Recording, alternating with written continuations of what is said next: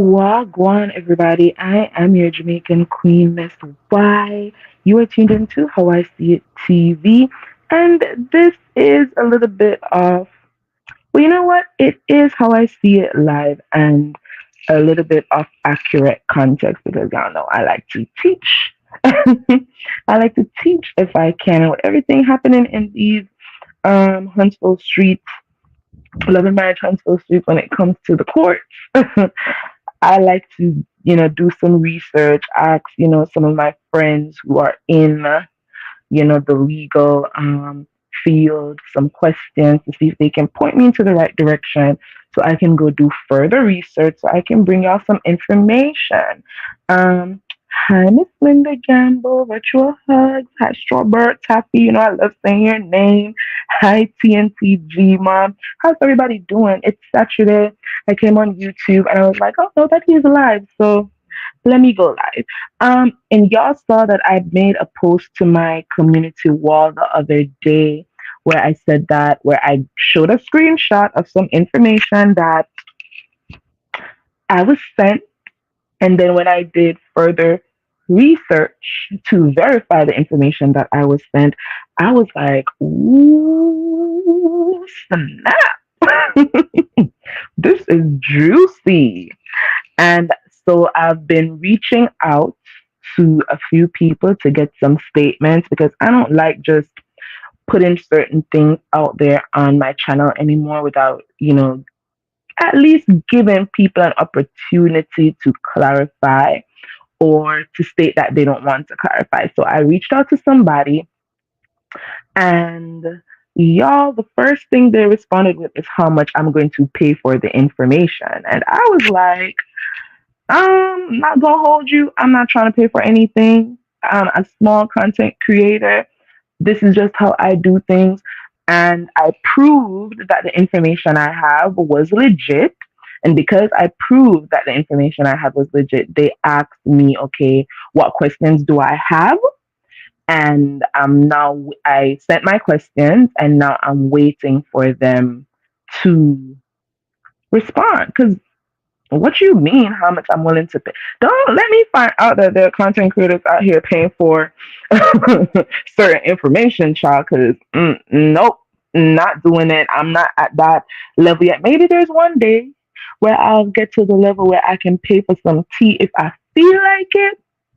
But I feel like I reached out for a statement in good faith when they responded with how much I'm paying for the information, I was like, sorry, I'm not going to pay for any information.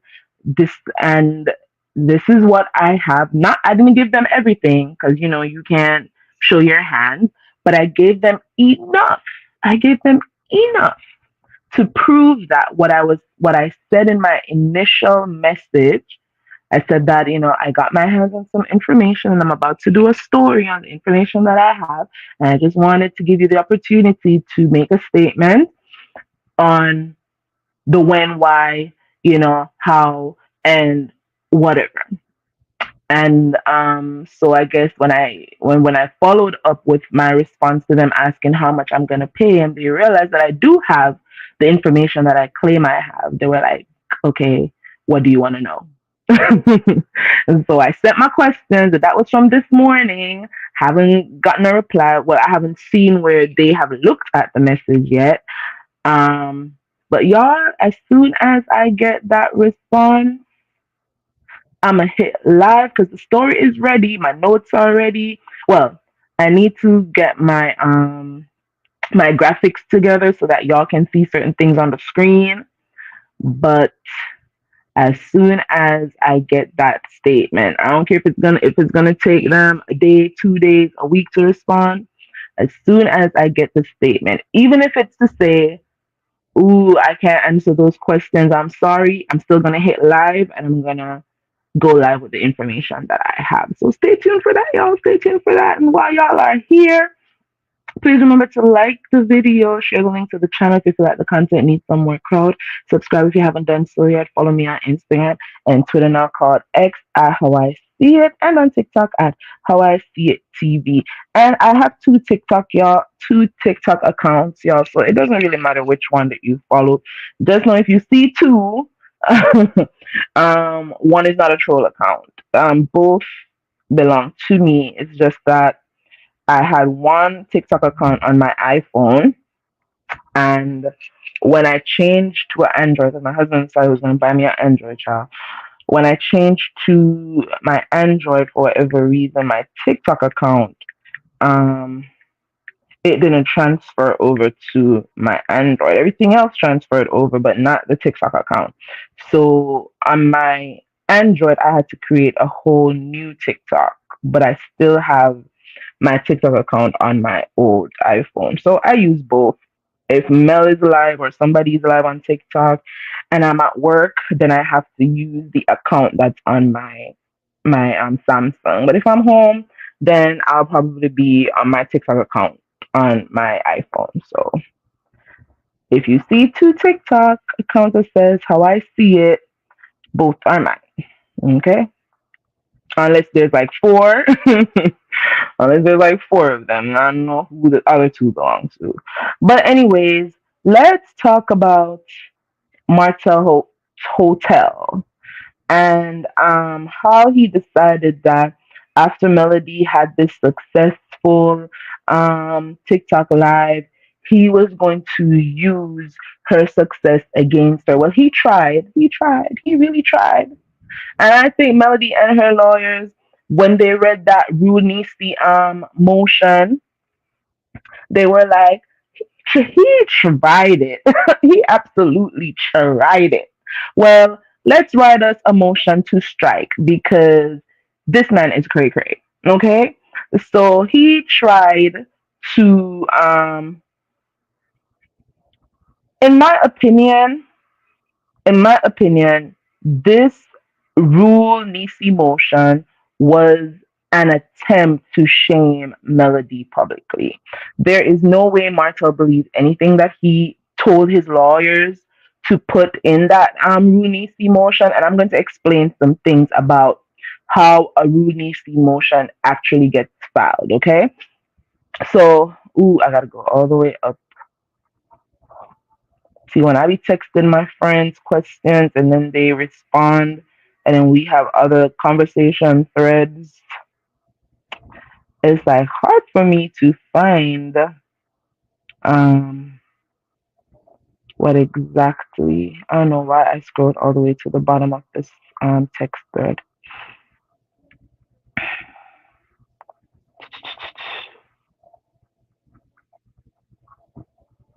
Uh, oh no. Oh my god, how am I gonna find it now?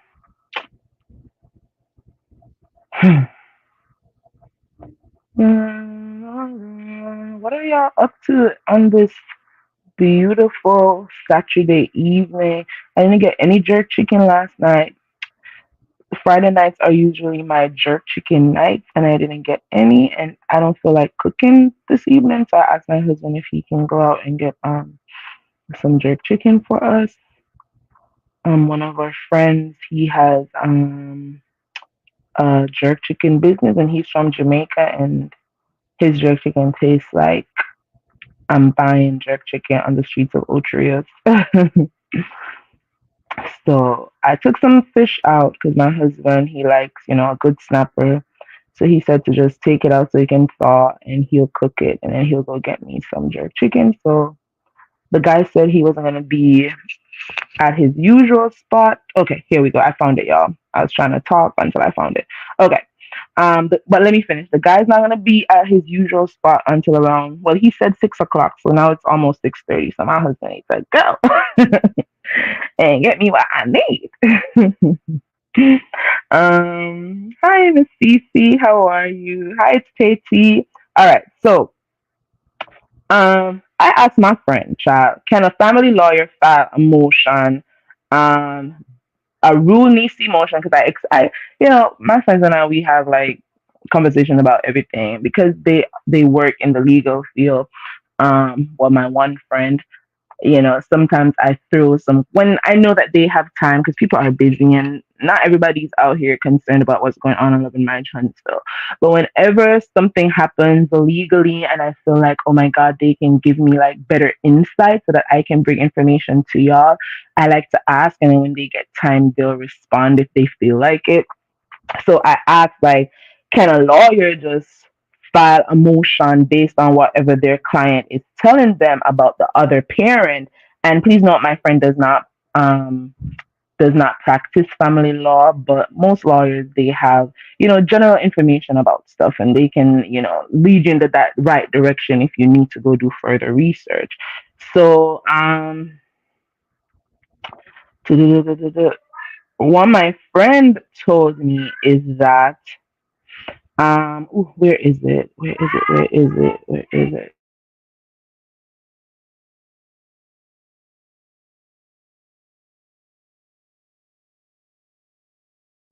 One second, yeah.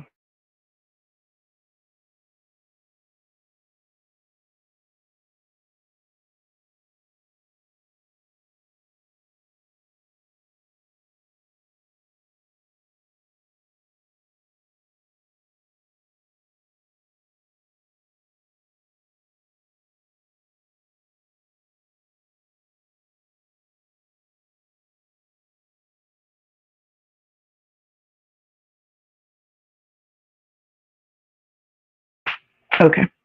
Sorry about that, y'all. All right. Where is the answer? Okay.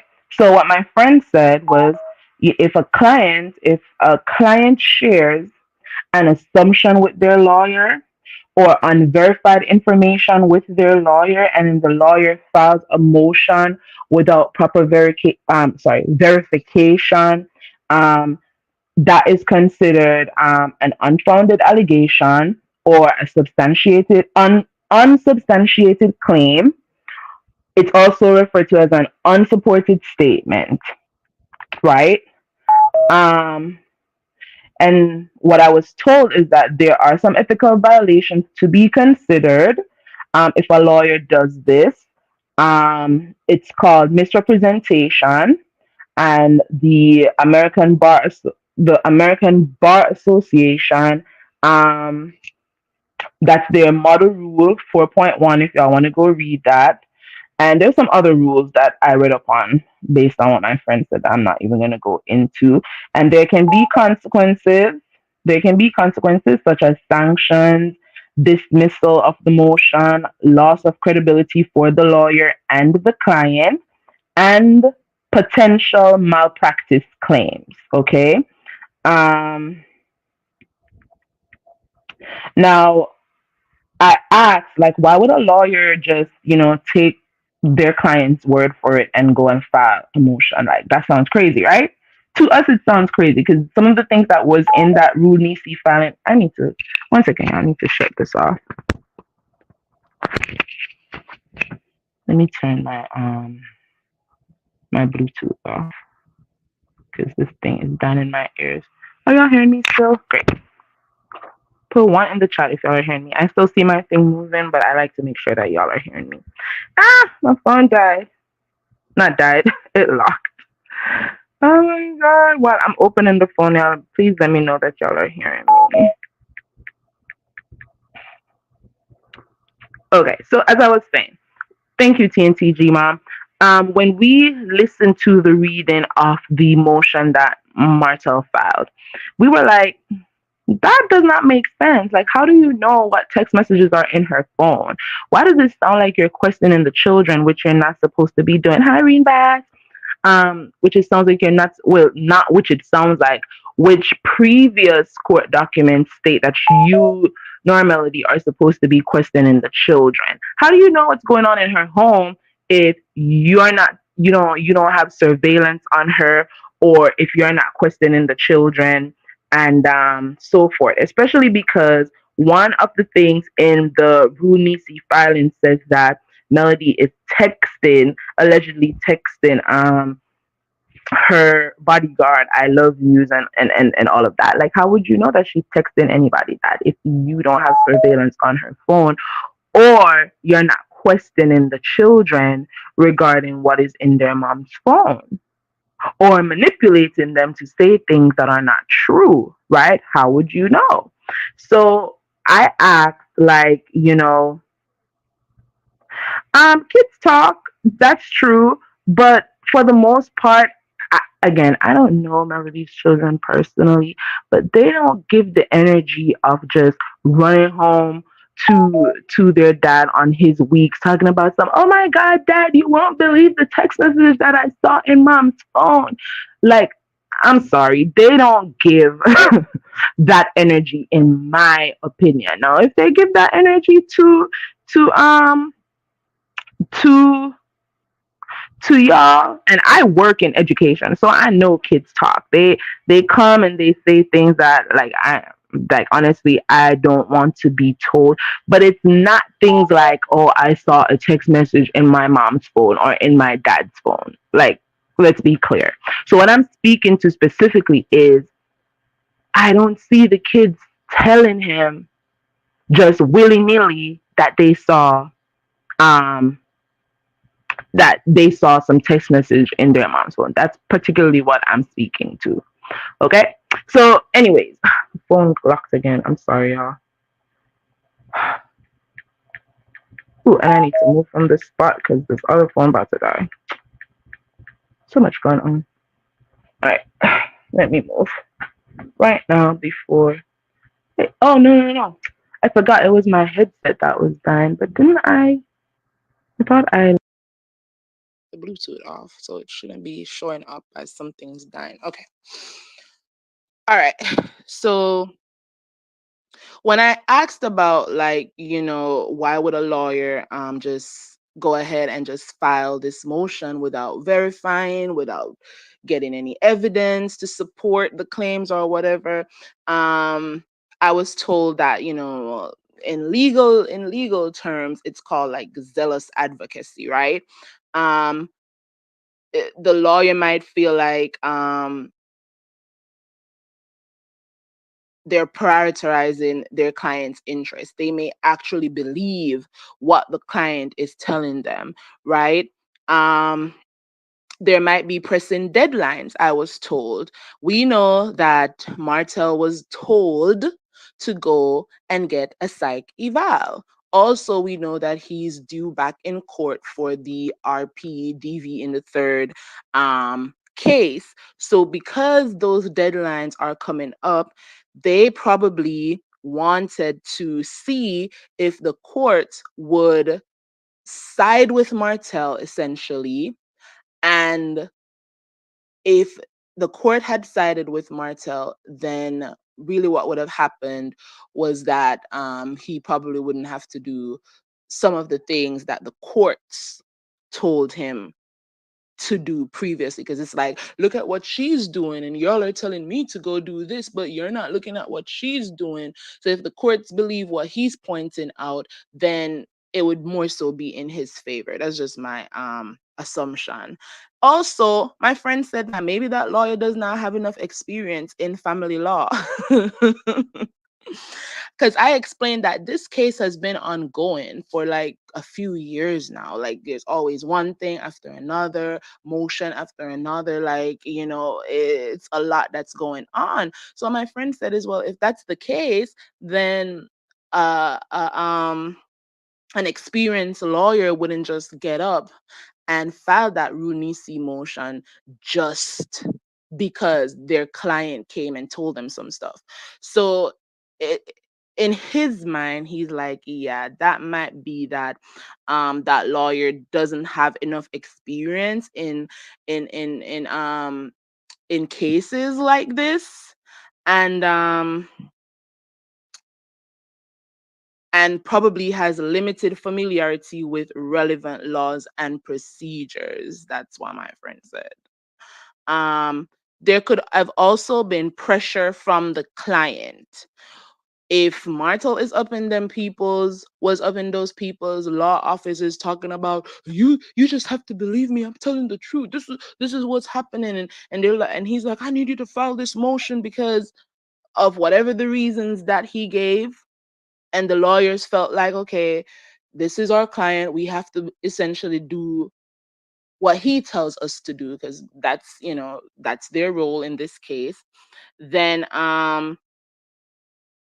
they would go, and file the motion. And also, it's also based on assumptions. As I said, if they assumed that Martel was being truthful, then of course they were going to file the motion on his behalf, right? Um, Now, what my friend said, what my friend said to me about that Rule Nisi filing is that um, to mitigate risks, right? To mitigate risks, what the lawyer probably did was he had Martel sign an affidavit of a sworn statement, right? So basically, what that affidavit is would be Martel swearing on a legal document that everything that he is telling his lawyers to put in that motion is the truth and nothing but the truth. Now I'd ask, like, how does, signing that, having him sign that affidavit of a sworn statement, how, would that mitigate any risk for the lawyers? But I don't think my friend saw that message, so it wasn't answered. um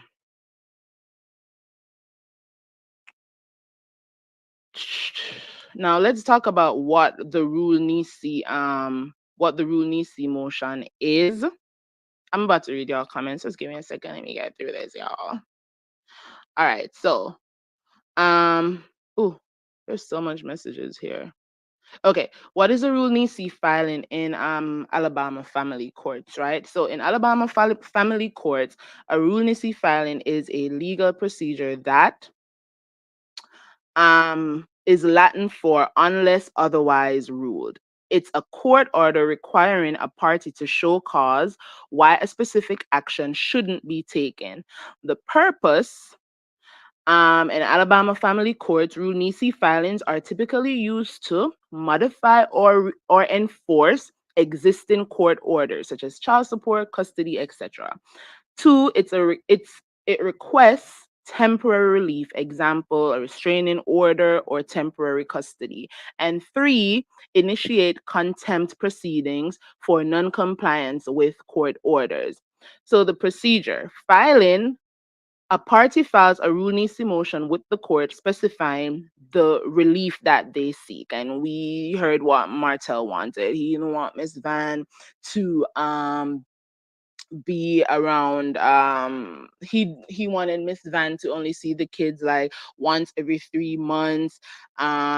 He continued to, cry wolf when it comes to first rights of a refusal and all of that. Essentially, he wanted the judge to look at his motion and say, let me give this man his kids because the mom is in the wrong. That's basically the relief that Martel was seeking, right? um the opposing party is served with the motion and notice of hearing. If there's a hearing, the court schedules a hearing to consider the motion, and that was not the case in this, thank God. And then they have to show cause. The opposing party must show cause why the requested relief shouldn't be granted. And Melody filed a motion to strike. Um, Now, common rule Nisi filings in Alabama family court. So, one, you have rule Nisi for contempt for non-payment of child support. You have rule Nisi for modification, change in custody or visitation, and then you have rule Nisi for temporary relief, which would be like a temporary restraining order or stuff like that. So Martel's motion was a rule Nisi for modification, so change of custody or visitation arrangement, whatever. Um, so consequences. Failure to respond or appear at the hearing may result in a default judgment, contempt of court, modification of the existing order, right? Now, when a motion to strike a rule nisi is entered and the judge rules to dismiss the rule nisi motion that was filed, what does that tell the public in terms of a custody battle? Okay. So, when a motion to strike a rule nisi is granted and the judge dismisses the rule nisi motion in a custody battle, what it suggests is that the court has found the rule nisi motion to lack merit or evidence. Yay for Melody.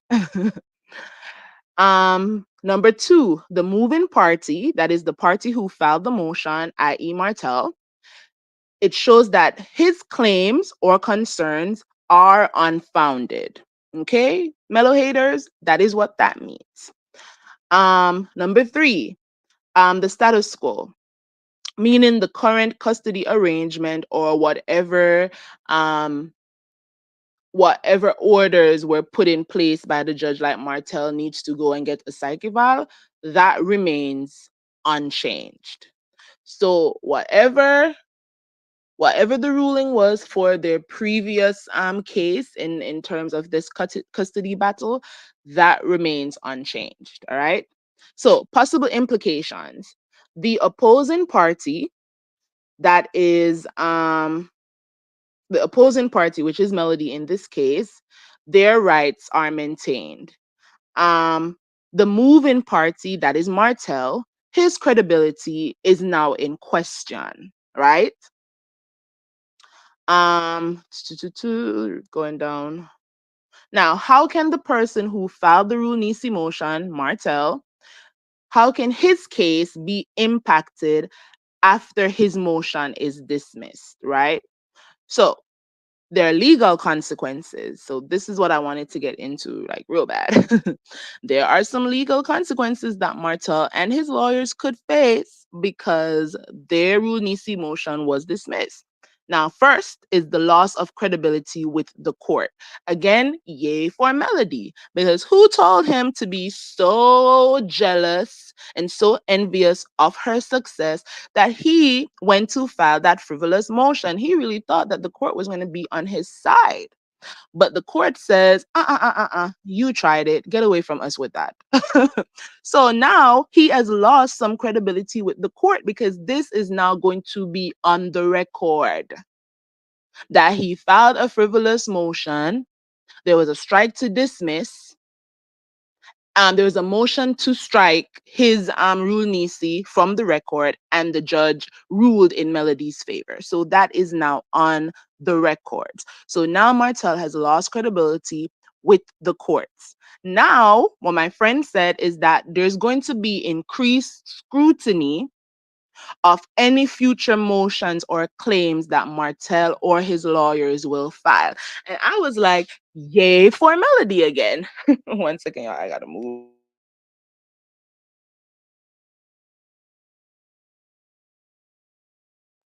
Because my husband is a DJ, y'all. And tell me why I'm waiting for my jerk chicken and he downstairs playing music. I'm about to, I now have to come hiding in my bathroom. So I'll use my jerk chicken videos so that the music isn't too loud in the background.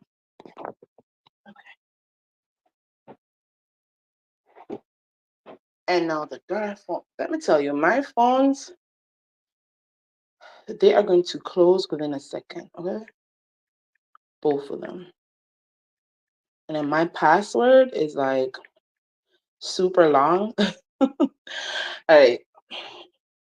So we talked about the increased scrutiny of future motions or claims. So basically what that says is that the judge or Madison County Family Court, when or if Martel should ever decide that he's going to file another motion, they are going to be scrutinizing.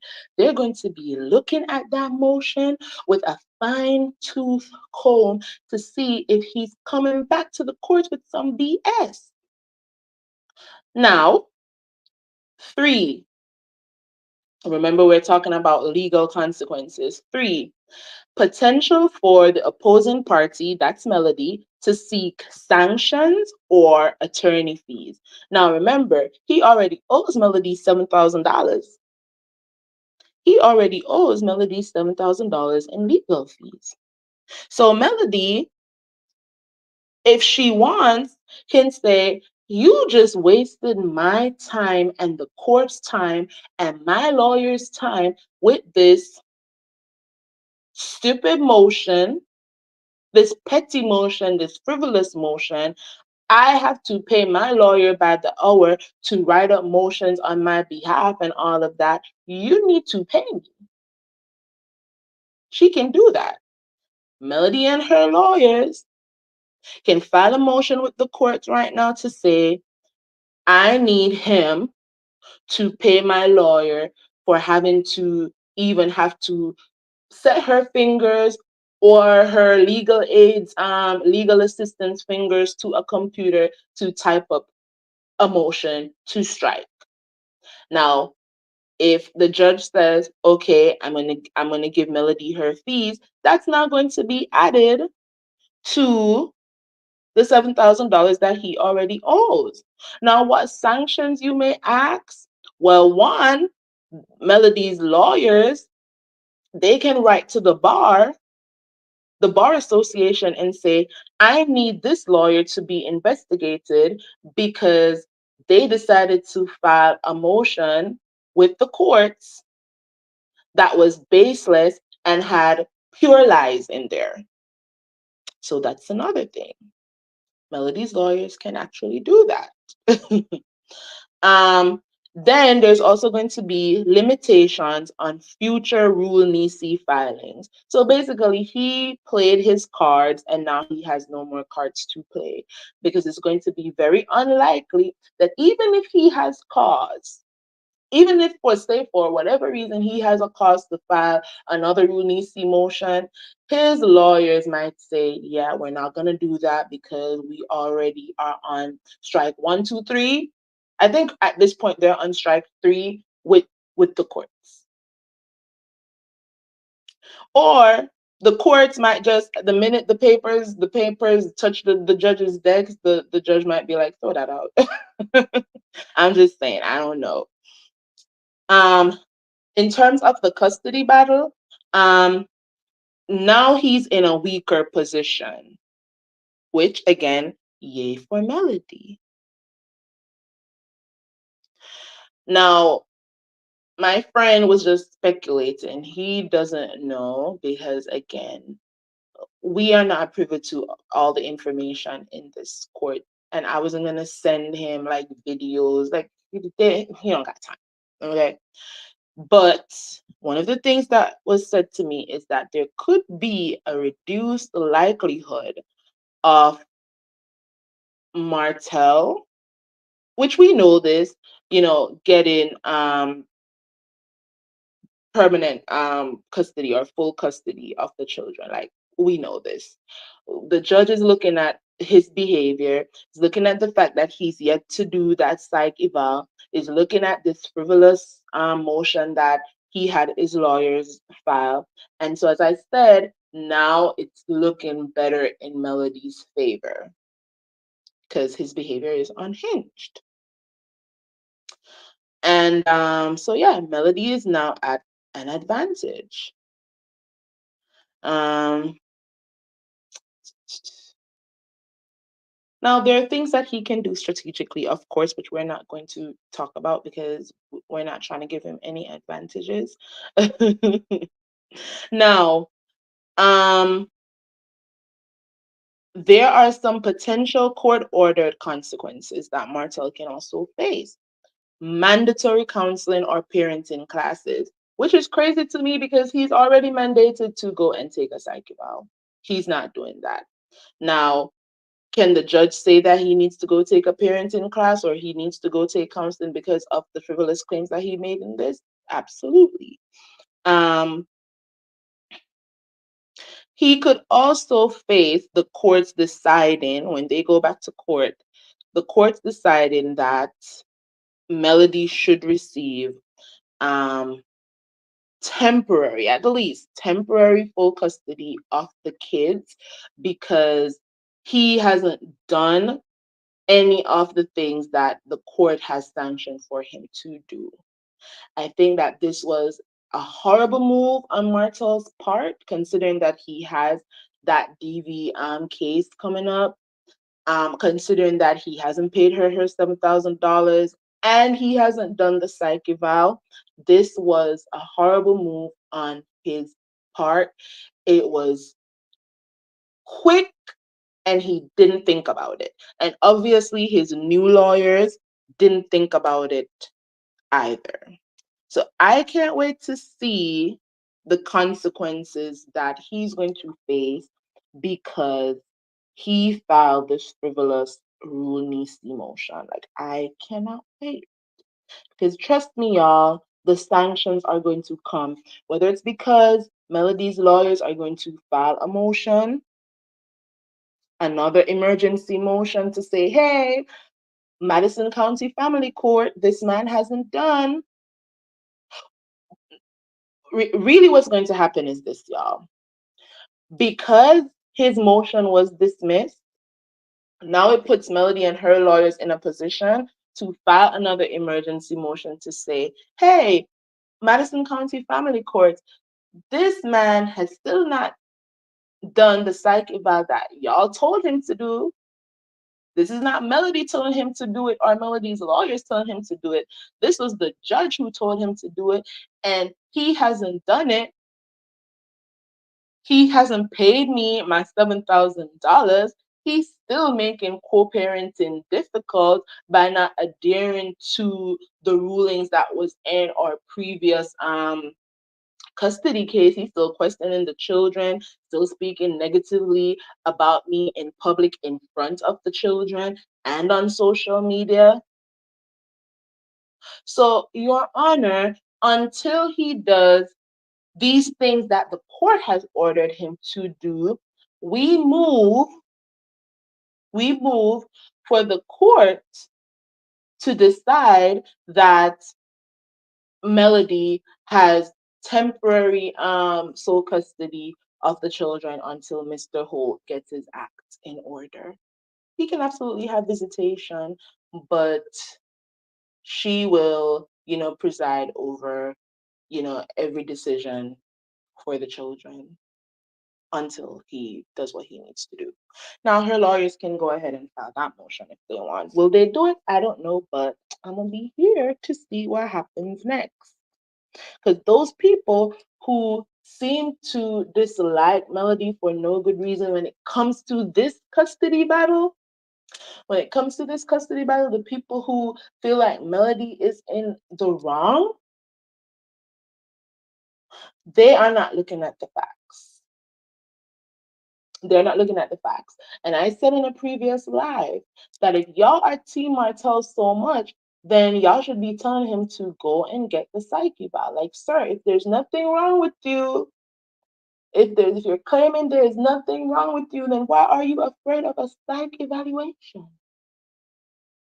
Mellow haters, go tell Martell, take the psych evaluation. Pay that. If you're so rich, if you're out here doing it, then pay her 7 grand. That's what y'all should be telling Martell, but y'all can't tell him that because y'all know good and well that man is cray cray. Y'all know good and well that man is cray cray. Y'all see it, but the hate y'all have for Melody won't allow y'all to admit it. The hate that y'all have for Melody won't allow y'all to admit it. Instead, you're like, she should leave Martell alone. She'd been left him alone. He dragged her to family court and then wanted to wave a white flag because he couldn't afford lawyers. That's the truth. That's the truth. That's the truth. So go tell Martell to do his psych eval. Nothing's wrong with him, then the psych evaluation is going to say, we don't find that there's anything wrong with Mr. Holt. I would have ran to whoever the court said that I needed to go to get this evaluation done. I would have ran to their office same day. So I'd have been like, are they open right now? I can go right now. And I would have ran to that doctor's office, sat myself down, for the hours and hours it would have taken for me to get that psych evaluation. And then I would have run back to the courts and said, psych eval done. And I would have told the doctor, please expedite your findings. Please expedite your findings because I really want the judge to see ain't nothing wrong with me. I'm just a man fighting for my children because I feel like I'm right. But he knows that a doctor who he can't manipulate, a doctor who he can't sweet talk, a doctor who he cannot double talk because they are true to this, not new to this. They have been doing these psych evals for years and years and years, and they know all the things to look for. That's what he's afraid of. He's afraid of somebody seeing him for exactly who he is. Somebody who doesn't know Melody, doesn't know the situation, just knows that this man is coming to their office for a psych eval. He is afraid that somebody who is a stranger to the situation is going to see that he has a problem. And that is why he's not getting that psych eval done. A year and a half later, and he's running from that, and y'all not saying that, yeah, something wrong with him, y'all are insane. Y'all are insane. Let me read this. Um,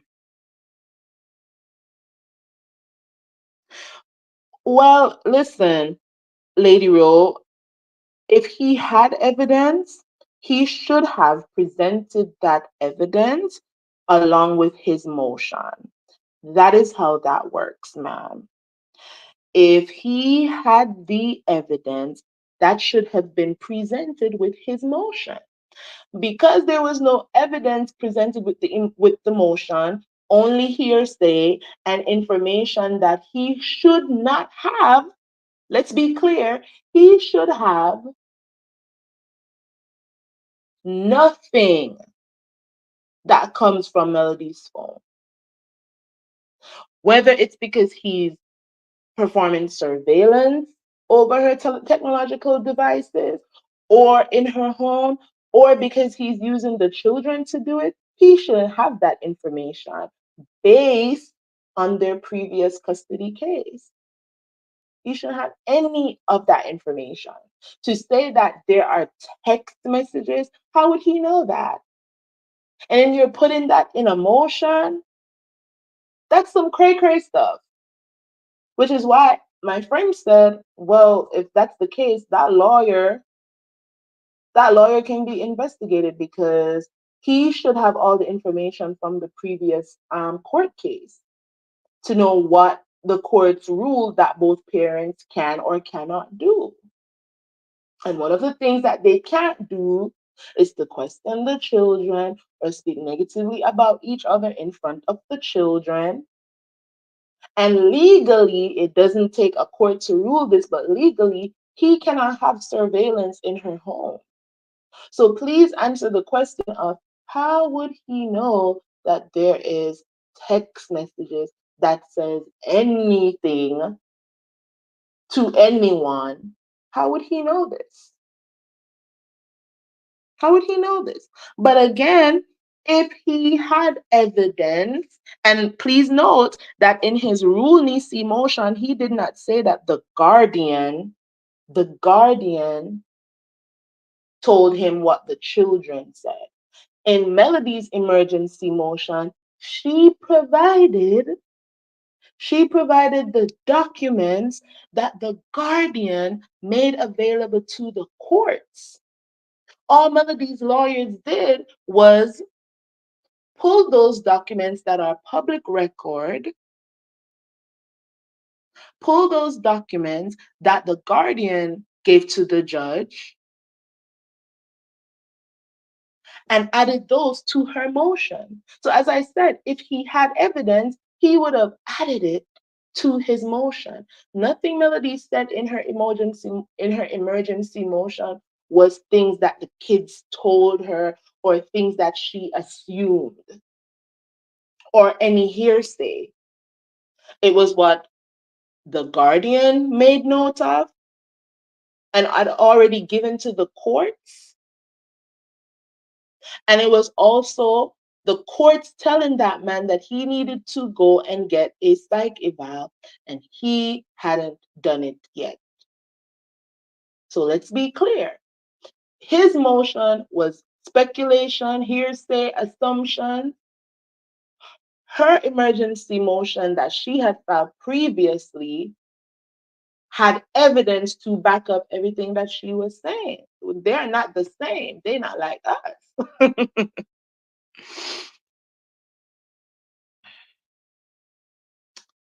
Well, I can't be neutral because I know exactly whose side I'm on when it comes to this. Again, because these documents are made public, I feel like it's safe for me to provide my commentary on it. And I made sure that I went to somebody who works in the field to ask my questions so that the facts that I'm coming to you with or the information that I'm presenting on my platform is accurate. Everything that I said here, y'all can literally go research for yourself and it will come back the same. Y'all can go ask a family lawyer, and the information that I presented here today, it's going to come back the same. Now, I'm not saying that I'm an attorney because I am not. Didn't go to law school, didn't pass the bar. But I have people who I can talk to, who I can ask certain questions, and they can say, well, this is what's happening, and you can go research over here. You can use this platform to research over here, and it will tell you more. Or you can go read this book, and it can tell you more. And that's what I do here.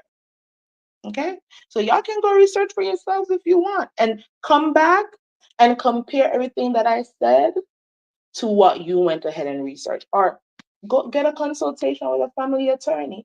Play my video. Play my video for a family attorney, and they will say, oh, she is on the money with everything that she just said. All I'm doing here is speculating on what could happen next.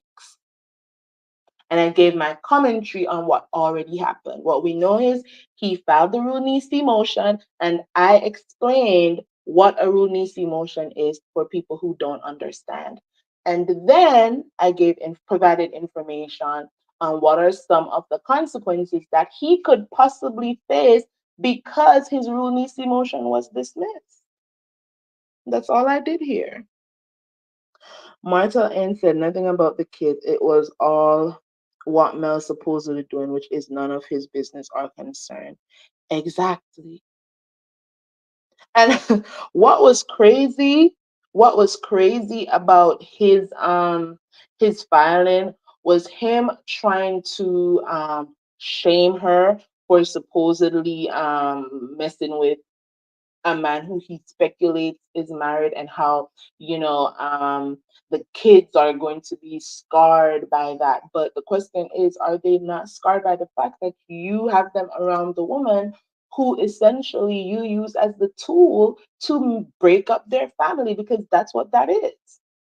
Coleslaw, these kids would have probably been in their two-parent household if he had gotten his act together and left that girl alone. But he has them kids around that girl every time they're with him, and that's not scarring them. But Melody moving on with her life, was she supposed to be single forever? While he's moved from Belinda to Sheree, while he's still with Ariane, there was never any real breakup between them. He was hopping from one woman to the next, trying to suck the life out of them. And what I mean by life, I mean resources. When it came to Belinda, it was about her money and her influence. He wanted access to Belinda's money. He wasn't thinking about a legitimate future with Belinda. And sadly enough, she fell for that. When it came to Sheree, Sheree was on a huge platform that is Real Housewives of Atlanta.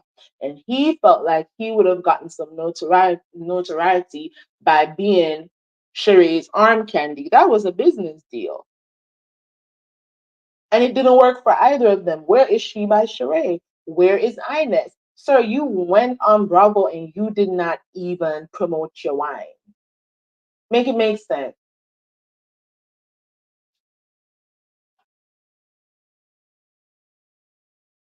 So he's hopping from one person to the other to the other.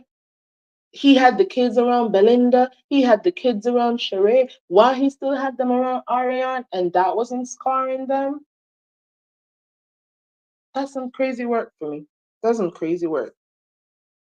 Exactly, Rod Daniels. He's on tape saying he can easily manipulate his kids. Yeah, I remember that Queen Sheba interview very well, where he said, if I call one of my children here right now, I can easily manipulate them into saying whatever I want them to say. And Queen Sheba was like, no, don't do that. And he's like, yeah, no, no, no, no, no, I'm not going to do that. I'm just saying. He was telling on himself.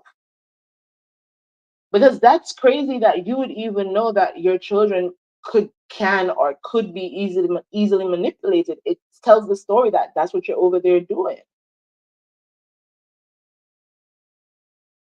I think he even said it on a live when he was going back and forth 2 years ago. He said it on a live, bribing them with ice cream and pies and ish. He's been telling on himself, but people only hear what they want to hear. They were so happy to see that motion file that said that Melody was allegedly doing this and doing that, and none of it was true. And the court sided with Melody, and nothing that this man put in this motion is the truth. Dismissed. That attorney must have went to the same child. Not the same school as not Maurice does caught astray.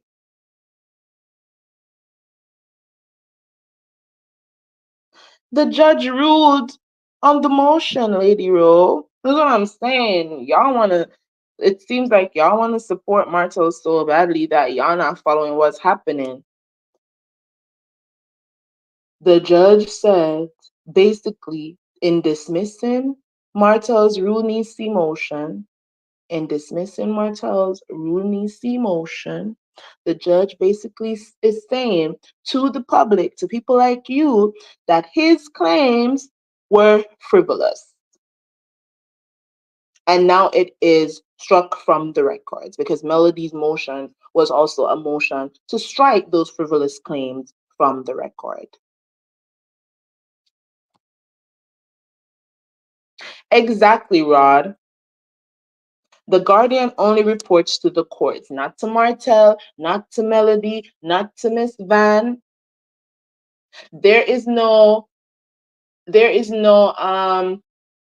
the Guardian has a favorite parent, and so if the kids say anything, they're gonna run and tell it to Melody or they're gonna run and tell it to Martel. Let's Google real quick what the Guardian's job is in a custody battle and who they report to, because I like to bring the facts. I should have asked my friend this, but again, they don't practice in family court, so they have limited knowledge on certain things, but when it comes to like terms or what certain things mean, they can point me in the right direction. So I thank.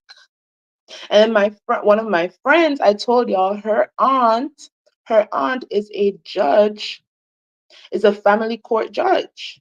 I didn't know this. See, I didn't know it. Listen, I have some of I feel like I'm put in a position to meet certain people, and I did not know my coworker and friend, when I was talking to her, like I'm talking to her about my YouTube and talking to her about certain topics and whatnot, And I'm trying to,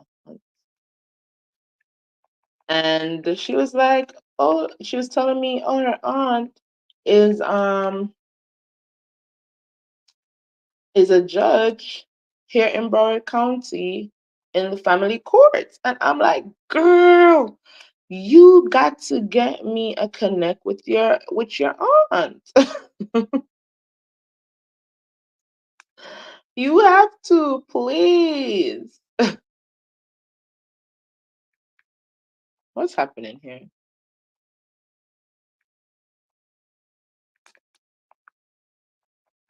Ooh, I hate when that happens. Okay, let's do it like this. We're trying to find out what is the guardian ad litem's job and who do they report to? And who do they report report to? Family court custody proceedings. And I think that would be amazing if I could get that judge on my platform. But I know that there are things that, she can't say or do, so I don't know. But if my friend ever comes and says, my aunt, wants to know more, explain to her what you need from her, child, it's gonna be lit over here. Oh my God. Okay. So, all right. So here's the information. Google is also your best friend. In family court custody proceedings, a guardian ad litem, um, a, a guardian ad litem is a neutral, impartial attorney or advocate appointed by the court to represent the best interest of a minor child or children in custody disputes. A guardian's primary responsibility: one, they investigate and gather information about the child's situation, evaluate the child's needs, welfare, and best interest, reports findings and recommendations to the court. Who said that? Rod Daniels. The guardian ad litem only reports to the courts, not to Martell. That's what Grod said, and that is true. That is correct, according to the Googlers. um, they report findings and recommendations to the court. They advocate for the child's best interest in court proceedings. What does a Guardian's investigation include? It includes interviews with the children, interviews with the parents, caregivers, teachers, healthcare providers, home visits and observations. They review medical records, school records, psychological evaluations, and police reports if relevant. Who does the Guardian report to? The court. They submit written reports and they provide testimony in court. So they submit written reports to the court and they testify in court. They also report directly to the judge. The guardian provides recommendations on custody visitations and other issues directly to the judge. So at no point am I seeing anything that says that the guardian reports to any parents. Okay. Um, okay, what is the guardian's role in a custody proceedings? Where's that? I'm trying to find it. I just saw that article. Oh, here we go. All right. So the guardian's role in a custody proceeding: initial custody determinations, modification or existing custody orders, enforcement of custody agreements, and they report on allegations of child AB or neglect. Now, there are types of guardians. So, an attorney. So, it can be an attorney representing the child's interests. a non-attorney, a trained advocate or social worker, or a volunteer, a trained volunteer serving as the child's advocate. I know the director at my school, she's a guardian. I've never asked her like what does that entail. I probably should have. Ooh, there are Alabama specific guardian information. I'm not even going to read that today. Maybe one day I can do some further research and read that. But this information that I just provided, it came from National Guardian Ad Litem Association. And yeah, the National Guardian Ad Litem Association. They just have like basic information out there. So yeah, the guardian only reports to the courts or the judge. They don't care. They care zero about the parents' input. Everything that they report or record is from the child or from the child's school or from the child's therapist, doctors, whatever the case may be.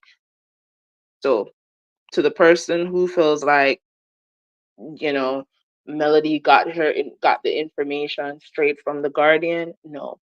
If the guardian submitted a document to the court, then Melody's lawyers, even Martel's lawyers, they can pull that document or request that document and add it to whatever motion they are filing. That's called evidence. Hey, Toot. Oh my God. Why is the music so loud downstairs? He still refuses to take the psychological exam ordered by the judge. Yeah, he still refuses. And to me, that's crazy. That's crazy. The judge ruled that the motion to change the hearing was approved, but I thought the motion to strike from the record is still no. It was dismissed. It was dismissed. It was dismissed. She dismissed his Rule Nisi motion. So they're still going to move forward with, whatever other cases they got going on. But the things that he said in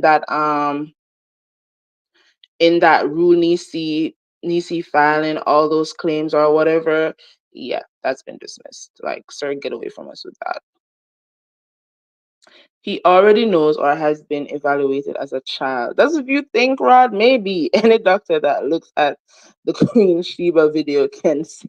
I think it's more, and I am not a licensed therapist, psychiatrist, psychoanalyst, none of that, but it's given a little like bipolar. And let me tell you why. So I was listening today. I was listening to Chef Don Don, and I was listening to him do the replay and commentary of the Tasha K interview, right? And based on the text messages that were sent, it gave a sour patch. He went from happy to mad to like nothing happened, right? So in the morning, he was already on social media doing the most. So I don't know when he sent the text or whatever, and it was like, hey, I hope everything is well. Can you send me the name of the kids, primary or whatever? And then all of a sudden it's you're gonna stop bullying me, da da da da. And then it went to, oh, I got medication for the kids. What's wrong with her? Like, sir, you were just dragging this lady all weekend long on the internet. Why are you texting like you are her best friend? That to me is just insanity at the highest. Like, how are you just gonna text her like everything is okay and expect that she's going to respond like everything is just fine?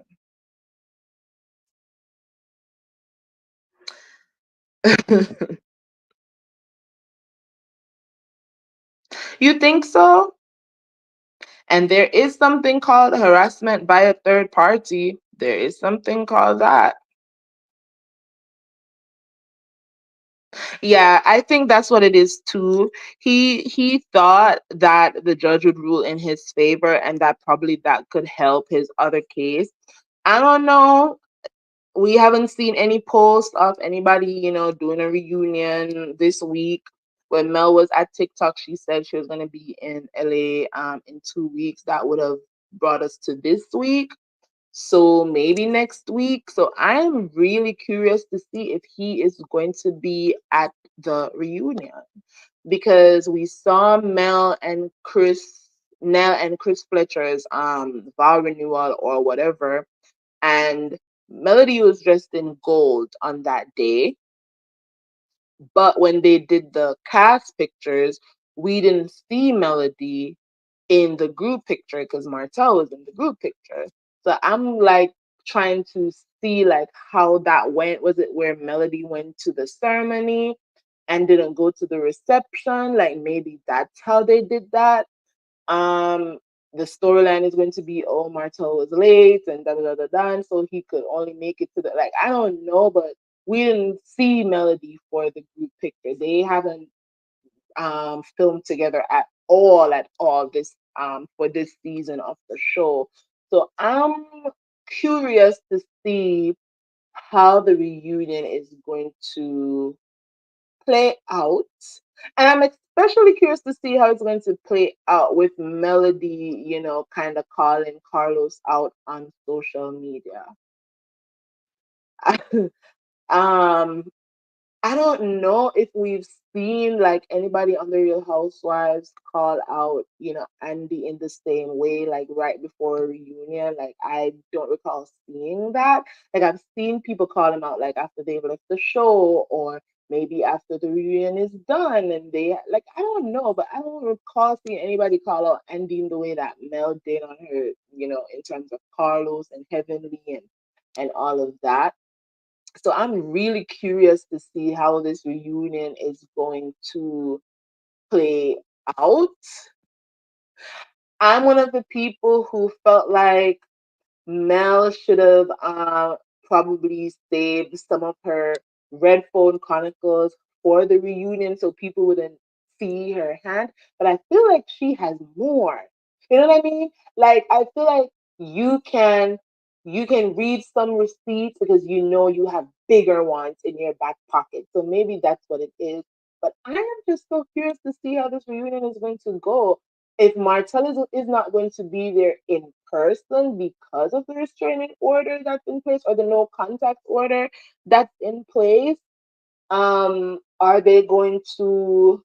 There was this one reunion, I think it was a Real Housewives reunion where they had like this big, no, it was actually Basketball Wives, where somebody wasn't present for the Basketball Wives reunion, but they had this big screen of them on the stage in one of the seats and they were still able to be a part of the reunion.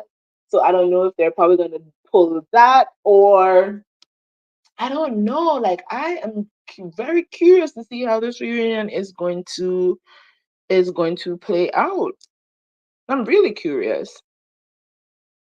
Right? Sheree was struggling. I think he really would have wanted to have been with Kenya. Like he tried to deflect and act like he didn't send her that DM, but he did. He did. And I think that the reason why their business arrangement didn't continue between him and Sheree was because Sheree was indeed struggling too much. He wanted somebody that was going to make his life easy in the same way Mel made his life easy. Mel made him look good, and he wanted a woman that was going to make him look good. He even said it in the Tasha K interview, honestly, that that the relationship with him and Ariane is different from the relationship he had with Mel. And when he said that, I thought to myself, the reason it is different is because Ariane has nothing going on for him. He has to be there providing for Ariane. He claimed that he made Melody and he can't make Ariane. He can't help her with her boutique.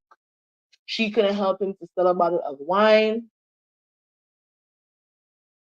And I got some tea, y'all, on that wine, that Ines wine brand. Some of it I think has already been out there, but I'm still going to add it to my information. But again, as I told y'all earlier, I'm waiting for a statement from one person before.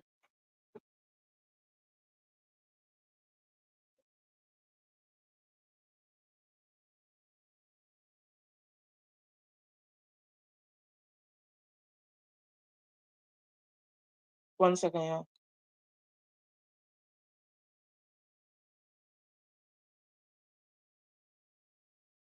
Ask him if he's getting a jerk chicken. Thanks. I'm fighting for my jerk chicken, y'all.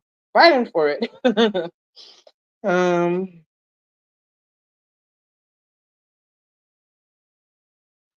So yeah, that's the reason why that relationship is not the same. I don't think Martell has ever been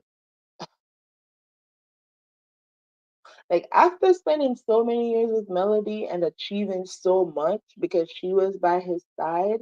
I think he is down bad. He is down bad. I said in my community wall post that he has several LLCs just gaining dust, y'all. He has several LLCs that's just gaining dust. He's not doing a thing with any of them. He's not doing a thing with any of them.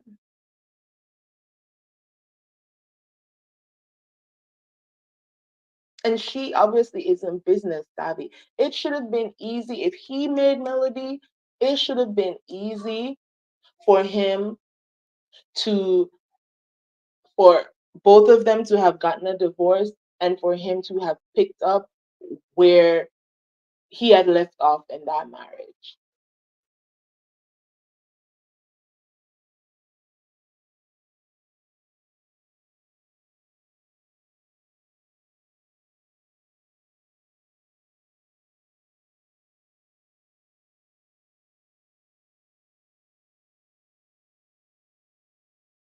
It should have been easy for him to start building homes again and making his money that way.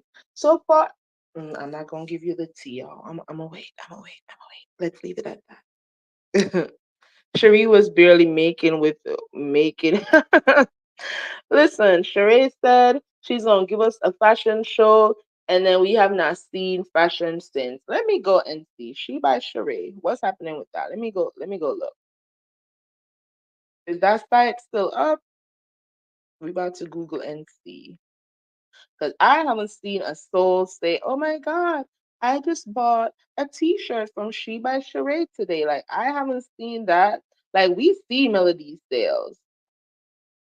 We see Melody sales. I don't know about Kenya, but at least she's down to the Sallies. She by Sheree.com. Not She by Sheree, Sheen. That's literally in the search thing, guys. Okay, there's a website. The website is still up. Oh my gosh, Sherry actually does have a website still, child. Oh, so she's selling clothes. Okay. She got a graffiti legging. She has a solar pink bra top and bottom.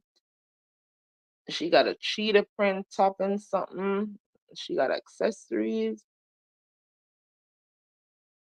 She can iPhone. She can. She will. She did. Okay.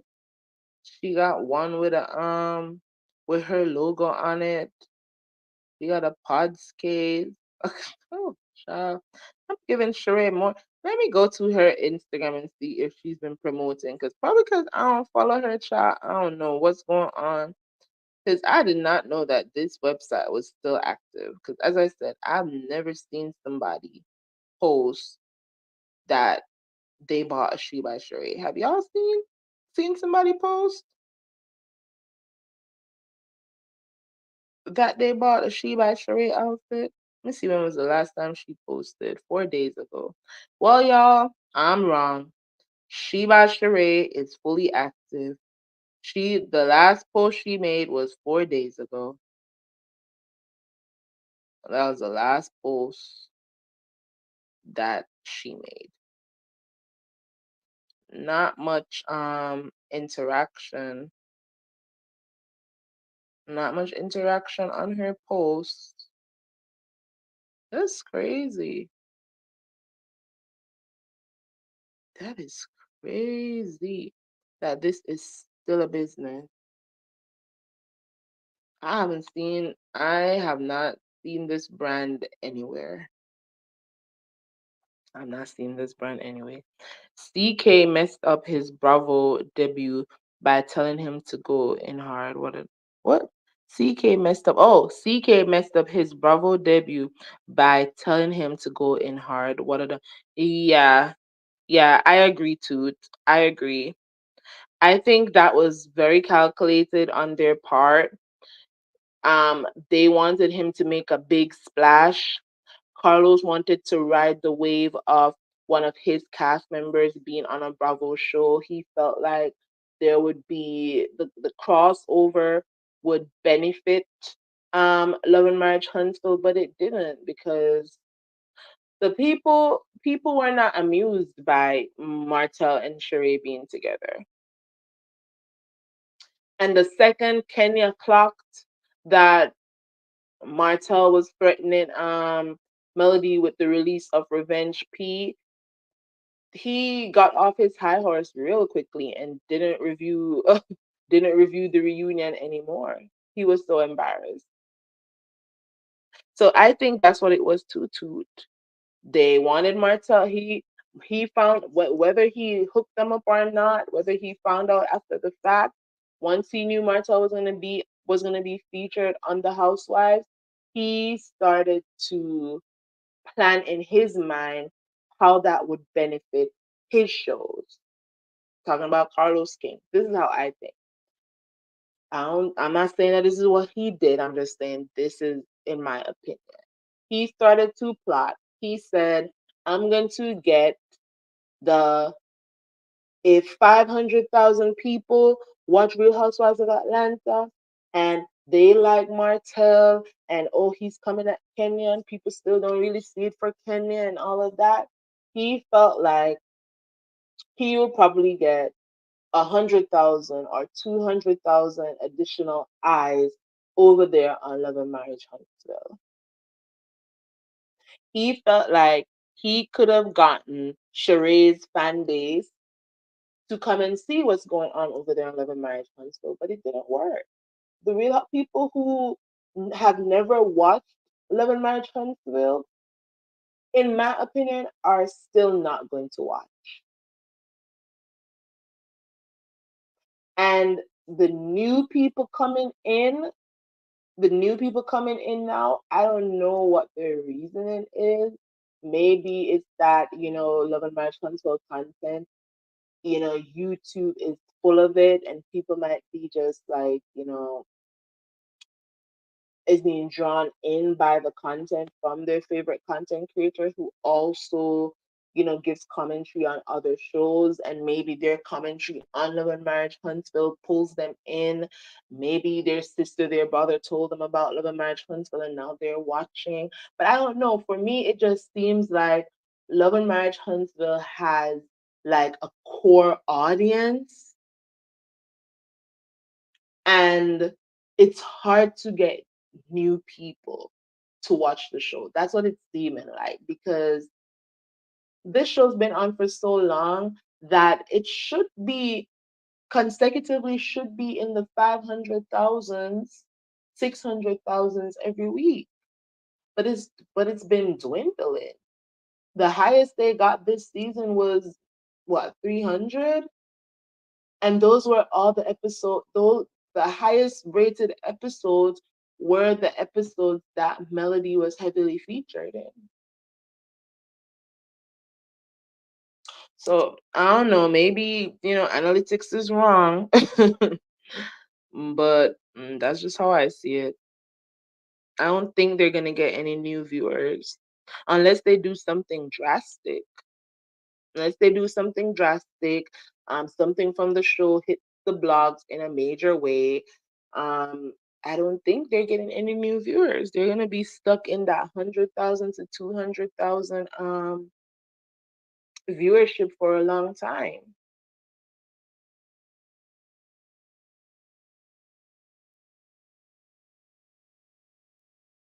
It's been a lazy day for you, too.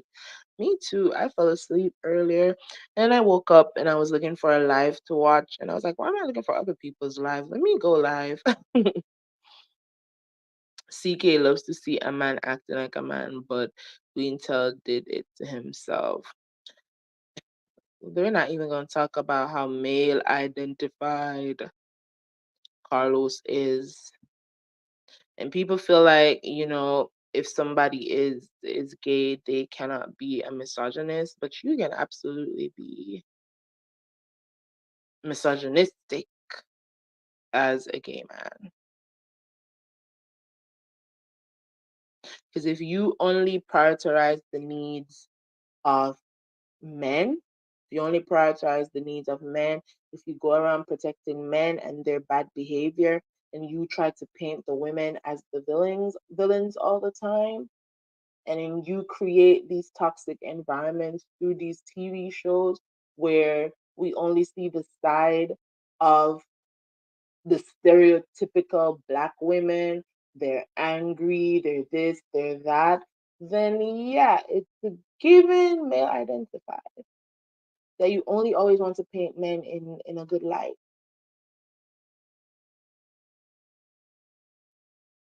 And you only it's crazy to me that when he sat there and asked Melody, about how she was, rising in her career and probably wasn't taking care of things at home and that is why. And I'm like, so why are you not asking him why he couldn't do the one thing that she was asking him to do in the bedroom? It seems like his one request was not that big of a deal because she was still doing it. And truth be told, I find out that you're messing around on me. I'm not going down on you. Yeah, no, not doing it. But she also had requests and he wasn't fulfilling those needs. She was the one out there working and networking and making sure that they were living a life, they were living a certain lifestyle. I mean, that's what it looks like now to me, that she was the one doing all the heavy lifting. Why weren't you asking the man? Why wasn't he putting in as much work as Mel was doing so that his star could have been on the rise, so that he could elevate in his career? Why did he want her to dim her light? Was it not supposed to be a partnership? But you know what? He couldn't focus on his life because he was over there dipping it and doing it in a whole other chick. So instead of being focused on his success and being ambitious and actually trying to study for that builder's license, he was out there frolicking around and then wanted to blame her for being focused, for being focused and making sure that their kids will be straight for a long time to come. Generational wealth, baby. He wasn't focused on that. And somehow that became a bad thing, that Melody was focused and ambitious and he was not. And Carlos essentially sat on that stage and tried to shame her. And I'm glad that Melody clocked it. Like, absolutely not. That's not the reason why. Because I was still cooking, I was still cleaning, I was still doing what you're supposed to be doing in a marriage because I stayed pregnant. Obviously. Obviously, somebody was enjoying themselves because for her to be pregnant, he would have to be having some O's. And then we found out last year from Melody that she's never had a O with him. And hopefully y'all know what I mean by an O. But yet he was out here complaining about some lollipop service, and Carlos wants to make it seem like it's because of Melody's ambition why that marriage fell apart. No. I wish Carlos would have said why the truth about why that marriage fell apart. It was because Martel wanted somebody who could stroke his ego and somebody that would not make him feel like he wasn't achieving as much. But that was a him problem because Melody wasn't stopping him from achieving. She wanted him to achieve as much as she did, but he wasn't focused. That was a him problem. And the more she shone brighter, the more he felt like nobody was seeing him. So he went and he found himself a peasant that would stroke his ego instead of challenging him. That's why that marriage ended. He didn't want to be challenged. He didn't want to stick and stay next to a woman that would challenge him to be better every single day. And every time she got better, instead of rising to the occasion and matching her drive, he said, let me go out there and find somebody who is going to stroke my ego and make me feel like I'm the king, even though I ain't got ish going on for me. And everything I have is because my wife is driven and focused and ambitious. And let me play in this girl's face and make her think that I'm really the money in the situation. And now he's mad that the whole world now knows the truth. That he was never the one with the connects. He was never the one really making money in that situation. And had it not been for Melody, he wouldn't have been out here looking like the wealthy boss that everybody thought he was. That's really why he's mad. Ooh, zucchini noodles. How does zucchini taste? I've never had a zucchini. He gets on my last nerves. He won't even get a job to take care of his kids. He thinks that one little check from the show is gonna take care of 5 kids. Chat. When I read these documents that I have, when I read these documents that I have, y'all are going to be gagged because I'm gagged. Martel is always saying he has a degree in education. Why won't he get another teaching job? Maybe because he can't. Perhaps he cannot. Because after being out of the education system for so long, I think he has to go back and get another license. I don't know how Alabama's school system works, but I know that in Florida, let me pull it up. I don't even have to tell y'all about Florida. I can pull up um Alabama's education and their license. And I think after a certain time you have to go and renew your license. He don't got Melody to help him study for that. But I know in Florida teachers there's a certain time frame and you have to renew your license. How often do teachers in Alabama have to renew their educator license? Let's see, y'all. Ew.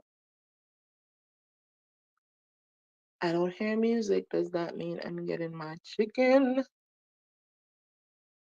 How often do teachers in Alabama have to renew their license? Okay. Teachers in Alabama need to renew their professional educator certificate every 5 years, y'all.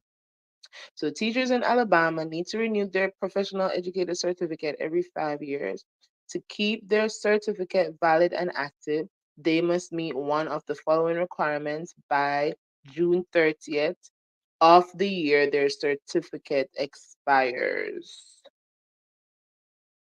So, full-time experience and professional development, 3 years of full-time educational work experience and 50 clock hours or professional development.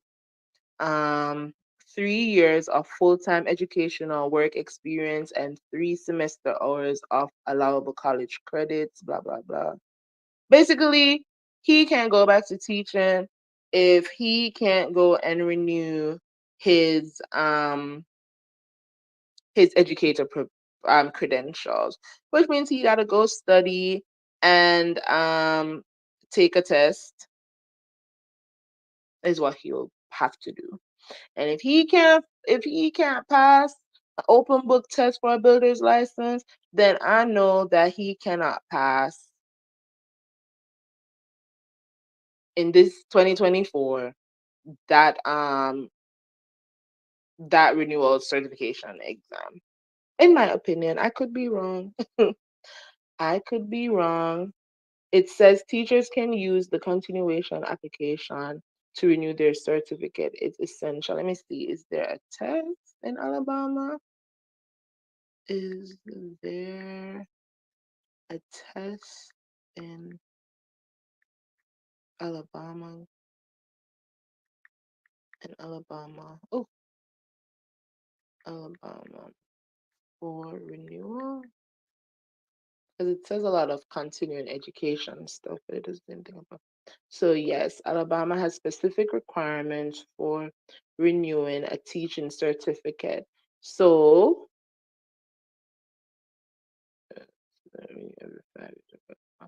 okay, Class B certificate no longer is issued. Full time experience.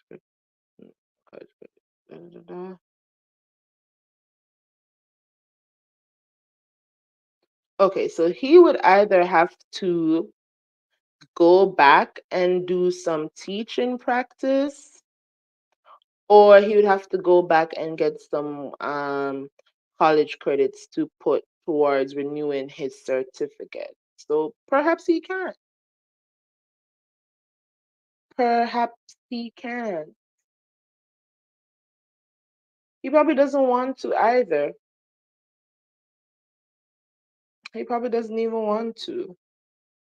I'm trying to find out what he did as a special education teacher. Let me see what Google can tell me. What does I love to Google, y'all. I think y'all know that already. What does a special education teacher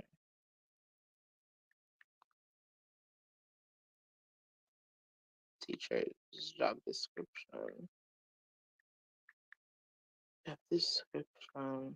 look like in Alabama? I was gonna say in Alabama because it might look different in other places. Plan and deliver. I can't see. I don't know. Is it just me or I just don't see Martel as a teacher? Like I can't see him as a teacher. But anyways, in Alabama, a special education teacher's job description typically includes instruction and support, plan and deliver specialized instruction to students with disabilities, adapt curriculum to meet individual needs. Ooh, ooh, wait, what does it say? What does it say?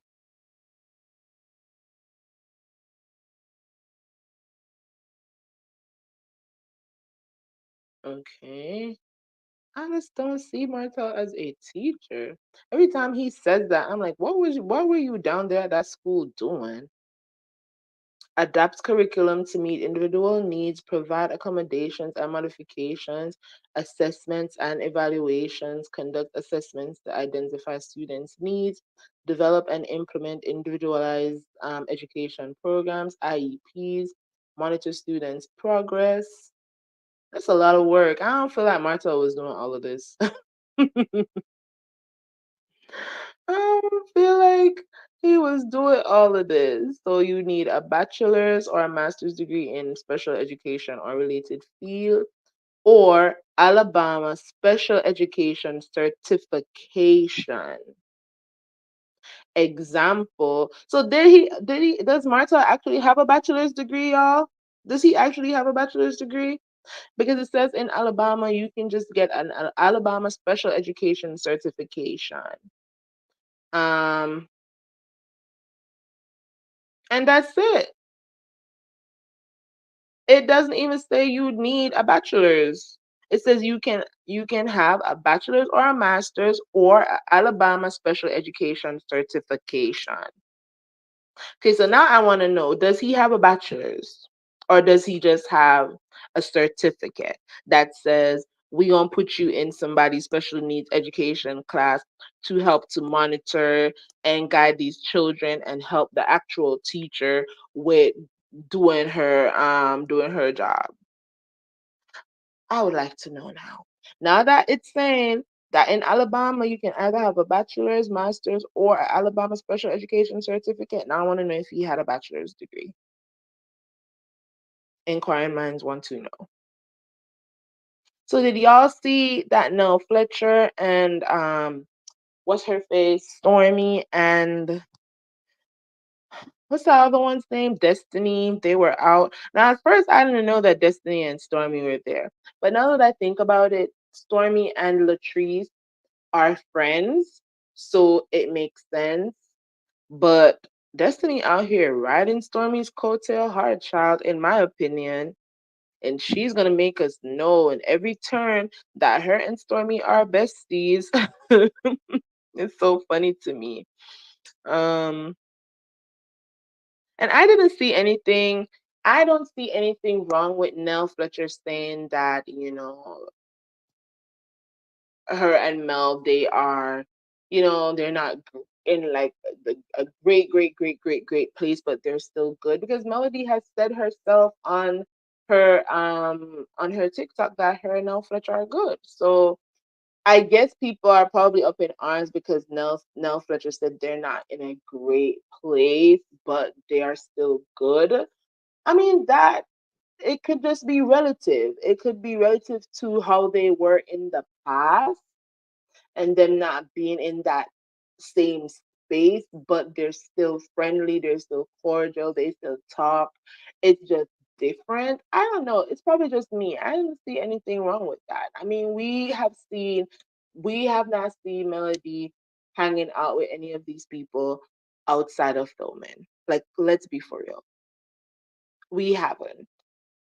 So for me, I don't. And when people say stuff like, the cast don't support Melody. I have no issue with that. I would prefer if you are a hater in real life that you stay away from me and stay away from anything that I have going on. If you don't truly support me, stay away. I would rather to not have fake support. So I don't mind. We know Mel and Stormy aren't cool. We know Mel and Destiny aren't cool. So you know, to me, it's like, okay, they don't show her support. That's expected. Am I alone in this? Am I alone in this?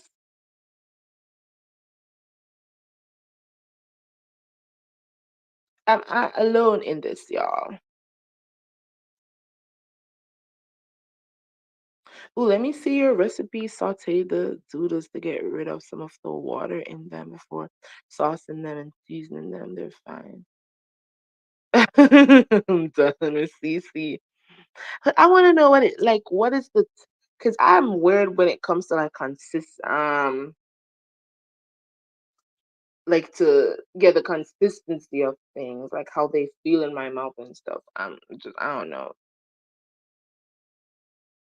So does it taste like, like sauteed onions? Like is that the feel that it's gonna give in my mouth? Oh, is she? Okay. Well, I'm gonna have to catch the replay on that. Mm. Um I'm in the bushes literally as I'm out getting my walking done. Oh, I hope you had a good walk. Right, Tati, that was what I thought too.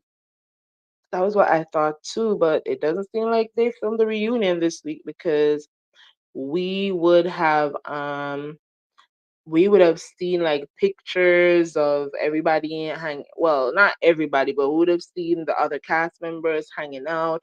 We would have seen some things that would make us know that they filmed the reunion, and we didn't see anything. So Green by saying hey to Alf, y'all are just talking to each other.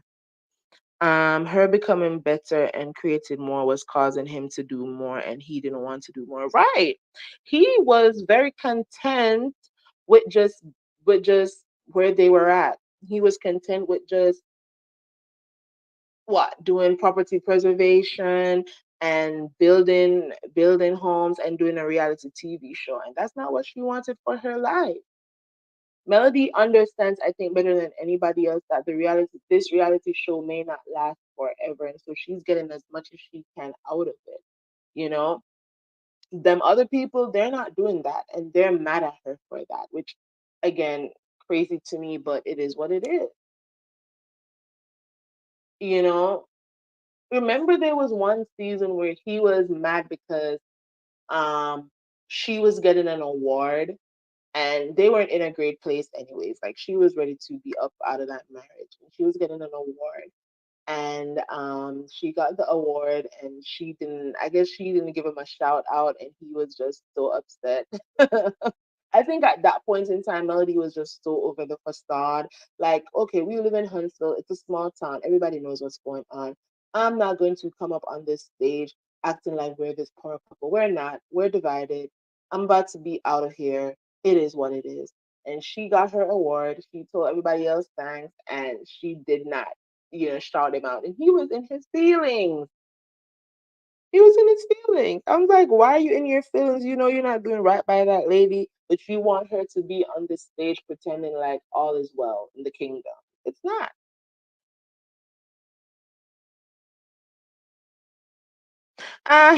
Alf, I can't. I can't. That's why I'm gonna catch the replay because I end my life right now to go over there and I'm not getting what I feel. Because what I would want her to say on the live is whether or not that man is or is not where the people are saying he is. That's what I would want her to say, or maybe he's there with her. So I'm gonna catch the replay. Oh my god, I'm gonna catch the replay. Oh, look at American Born doing the Lord's work. Oh, is that right? Ooh. Y'all, American Born is giving us the rundown in the chat. We don't even gotta go over there. We don't gotta go over there. Someone made a good point recently. The boy truly started to believe the lies he was telling himself about being the one who made Melody. Why else was he not has he not tried to recreate another successful woman? Because he can't. And that's the Lulu for you. He the Lulu. That's what they call delusions of grandeur. That's what they call. That's what we get. A lot of people get from like some surgeons. A lot of surgeons feel like they are gods. It's true. A lot of surgeons suffer from delusions of grandeur. They believe that they are God. They believe that they hold people's lives in their hands. And sometimes when they're in the operating room, they don't want to listen to the advice of anybody else in there because they feel like they're God. And I feel like that's what Martel struggles with too. He feels like he is that guy. He feels like he is absolutely that guy. He definitely felt like he made Melody. He said it in the Tasha K interview. I'm the one with the connections. I'm the one out here building and getting to know the people. And it's like, okay, so if you had all these connections, why none of these connections helping you to build houses right now? Why are they not helping you to get jobs right now? Why is it that the people didn't want to work with you after the divorce? They wanted to work with Mel, the person with the builder's license. Make it make sense. So you're right, Alf. He really believed his lies, and he had other people believe in his lies too. And I think that's what made it worse. That there were not a lot of people calling him out. Like, you know, you didn't make that lady. We work with her. We see she's a boss. We see what she's doing out here, and we hardly see you. There weren't enough people clocking his lies and telling him the truth to his face. They were out here believing him and running with his false narrative, and that helped to boost his ego and raise his head to be bigger than what it actually is. And as I said before, he's mad that now everybody knows he was not the brains of the operation. Because Melody has proven him to be a liar. Because if he made her, there is no way that she would be as successful as she is now. She would need him. She would need him. And right now, what we're seeing is he needs her. That's what we're seeing. And he hates that. He hates that his lies were revealed. Even Ariane was on a live talking about, oh, he's the brains of the operation. She's the face. I'm like, what? Girl, sit down. Shut up. Because he knows, and now everyone else knows Melody wasn't. It's the brains. Yes. Yes.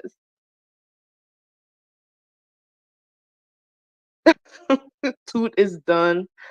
Toot is done. Looking at Tells Tasha K interview again, he seemed almost childlike, in my opinion. Um, he seemed angry. And what confirmed that to me rewatching, because when the interview first came out, I didn't really watch because I was like, he's just gonna be in here lying.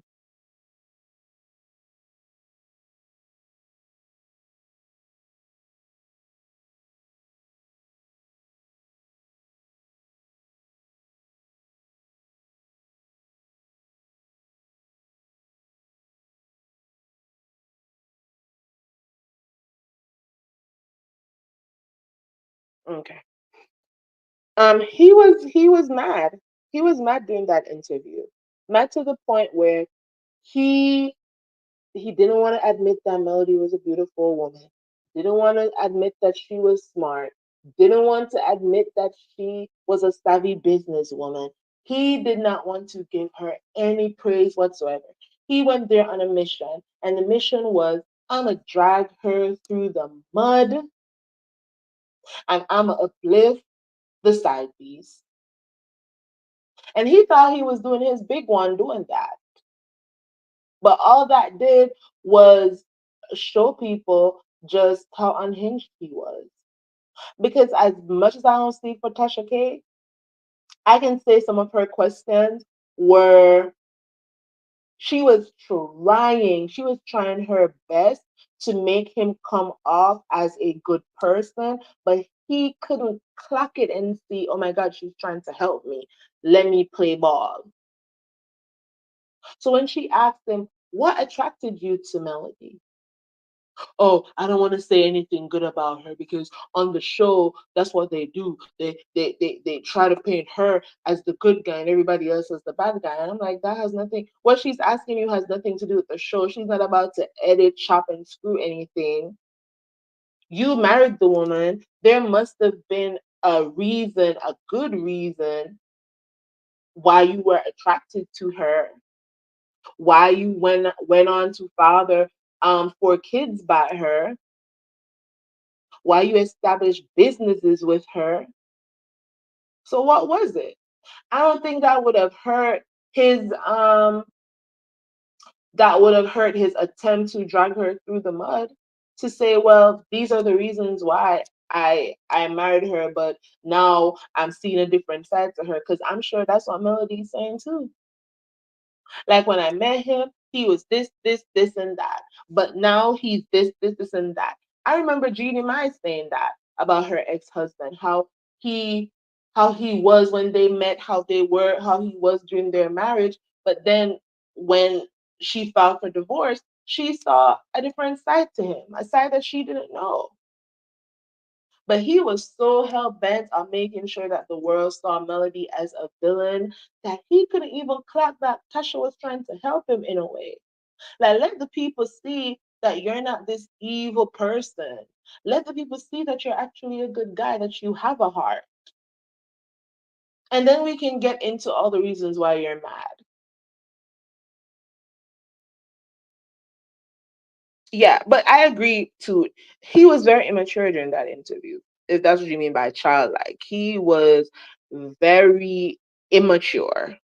Immature and petty is what I would say. That he talks to himself. She said she helped him to go back to school, Tati. She said she helped him to go back to school. I'm sure she was helping him to study and all of that. He has a degree, child. You could not convince me that he got a degree. Now that I know that in Alabama, all you need is a little certificate now to be a special needs education teacher. Word on the street is it is well known Melody actually did his work and paid for his classes. And I just said that Mel admitted that she pretty much helped him through school. She when she got a job, she paid the money for him to go back to finish that, to finish those classes, I think. And so yeah, I believe that maybe some of the coursework and stuff like that, she was doing it for him. Some of the papers. Because let me tell you this. The bulk of the work when you're in university, y'all, the bulk of the work is those term papers that you have to write. That's the bulk of the work. Now, if you can go into an exam and get your like a 60%, some schools 55 is a pass mark in an exam, and then they do the calculations, they add all your course assignments to your final exam, and then that's your average for the semester, and that determines whether you pass or not. A lot of the times the your exam doesn't even bring down your GPA because your term papers and your course assignments, the grades were so good that even if you go into the exam and you get like a 60%, you still pass. So I feel like even if he has a degree, he got that degree by the skin of his teeth. And it was more so because Melody was perhaps being a good woman, being a good wife, wanting to see her man succeed, did all of those term papers and course assignments for him. That's my opinion. I wouldn't be surprised if Destiny moves in with them and becomes an all pair. Wait, Toot moves in with who? Moves in with Stormy and them. Anyone who hangs with anyone who is against me is not for me. I can, and I feel that. I feel that, but I also feel like I'm over talking about who supports Mel or who doesn't support Mel. Like, truth be told, Mel ain't going to have the ish that they have happening. I know we are not going to see Mel over there at no Black Meek. Like, let's be clear. We are not going to see Mel there. We're not going to see Mel promote that mess. So when they don't promote anything for her, like, I'm not in my feelings about it. Mel has done a great job of supporting those people in the past, and she doesn't have to support them now, and they don't have to support her now either. That's just how I see it. I could be wrong, but I just don't care at this juncture. I feel like with Love and Marriage Huntsville, it is what it is. Melody's on an island by herself. She's on an island by herself when it comes to this show, and the only people who are on her side when it comes to this show are the fans. She has the majority of the fan base, and the people on that show, they hate that. And so she's forever going to be on an island by herself. So at this point, Melody shows up to film and she goes home. And I don't think it bothers her that she's not hanging out with those people because at this juncture, they are just her coworkers. Some of them are now just her work friends. And work friends, those are the people you kiki with when you're on your 9 to 5, and then when you clock out, you go and you call up your real friends, and they're the ones that you go out with on a Friday night or a Saturday night to the club or to a concert or something. And there are some people who have close, work friends. Because I've invited like one of my work friends to a concert because we like a particular artist, and I was like, yeah, let's go to the concert together. It didn't work out, but I still have a differentiation. Call me wrong, I could be, but I have associates, I have acquaintances, I have work friends, I have good friends. I don't have any BFFs at this point in my life. That's just the truth. I don't have a BFF. I don't have anybody who I could potentially say that's my sister. I just don't. But I do have, a lot of good friends. And these good friends will tell you they don't really know a lot about my personal life. Again, because none of these people are like my sisters. Like, I don't consider them like my sisters or anything like that. So they're cool people and we hang out and we have fun. You know? I wish that I did have that type of that type of sisterhood when it comes to friends, but I don't, and it doesn't bother me. And I feel like that's where Melody is. She has the people who she considers her BFFs and her sisters. And then there are people who are just her associates, acquaintances, and her work friends. And the people on Loving Marriage Huntsville, those are her work friends. And as soon as filming is done, Melody's like, hey, shout out to everybody. I had fun. And she goes on her way. And if people call her in between filming and the days when they're not filming to ask her a question or just to say, hey girl, or to send her a picture of their kids from umpteen years ago, she might respond, she might not. But I don't think Melody is weighing seeing these people hanging out in the same way I see some of us as fans weigh seeing Null and Destiny and Letitia Scott and all these people hanging out together. I just don't. I just don't. I'm going on record to say, not oh my god and oh my god. Well, Melody said that they're in an okay place. So, mm, in my opinion, this is the same situation like what happened between. They were both saying they were cool. You think so? Mm, well, we're gonna find out at the reunion, and I, I think I think what the biggest issue is, and Melody herself has said this, is that she don't have a problem with people hanging out. She doesn't. It's when y'all are sitting around and y'all are exchanging stories about me, trying to sway one person one way or the other. And I can literally see people like Destiny sitting around Nell Fletcher saying, you wait, girl, she's about to she's about to cut you off too. Oh, you're hanging with us. We haven't seen you hang with Melody. Just know this.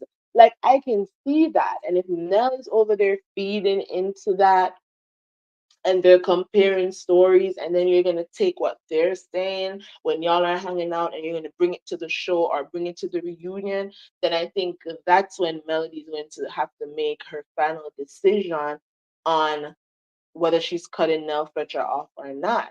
And we're going to hear it for ourselves. Like, if Nell Fletcher starts to say things that sounds like some mess that Martel's been saying, Destiny's been saying, Stormy's been saying, then yeah, they've been sitting around talking about her, comparing stories. Nell Fletcher is feeding into that instead of saying, I'm not talking about my friend, she's not here, miss me with that BS. And the reunion is going to solidify for me whatever Nell Fletcher comes with to the reunion as an attack towards Melody. If it sounds like anything them people been saying over there, on that other side, then it's gonna solidify for me that yeah, Nell Fletcher has drank the Kool-Aid, child. She's had the Kool-Aid. Hi, Dragonfly. Remember Nell went on those interviews saying Mel and Martell was like, yeah, and I know that pissed Melody off, and it's gonna be brought up in November when the show comes back. So we're gonna see how that plays out. There's so much to watch and to see how it's gonna play out, child. It's so much. The enemy of my enemy is my enemy, period. Not these people over here on Love and Marriage Huntsville, child. The enemy of my enemy is my friend. And that's always a relationship that's going to crumble. It's always going to crumble. Because when whatever y'all had planned for the other person doesn't work out, then y'all are only left to go at each other and to spill each other's tea. Or when one person in that dynamic decides that they're no longer mad at that other person, then all that's left for the other person to do is spill tea. Like, girl, remember when we were over here plotting and you were saying this and you were saying that? Now y'all are chummy again. That's what's gonna happen over there. Just wait and see. Hi, healthcare workers. I think that point, because it was being filmed and he was seeing how he was always in the audience. Ah, yeah, he was always in the audience because he had nothing going on. And that's why I'm like, it's crazy that he was saying that he was the one making all these connects and he was the one networking. So if you were the one who had all the connects, how comes nobody ever wanted to give you an award? How comes the only person in that relationship that was getting award from the community was Melody? If you're the one out there on the ground, meeting people, talking to people, networking with people, then you would think that the community would say, let's give him an award. They never did. Also, to this date, now Fletcher has not even shown herself using Melody's products online or shouting out her business, but she's under Stormy and Destiny Line.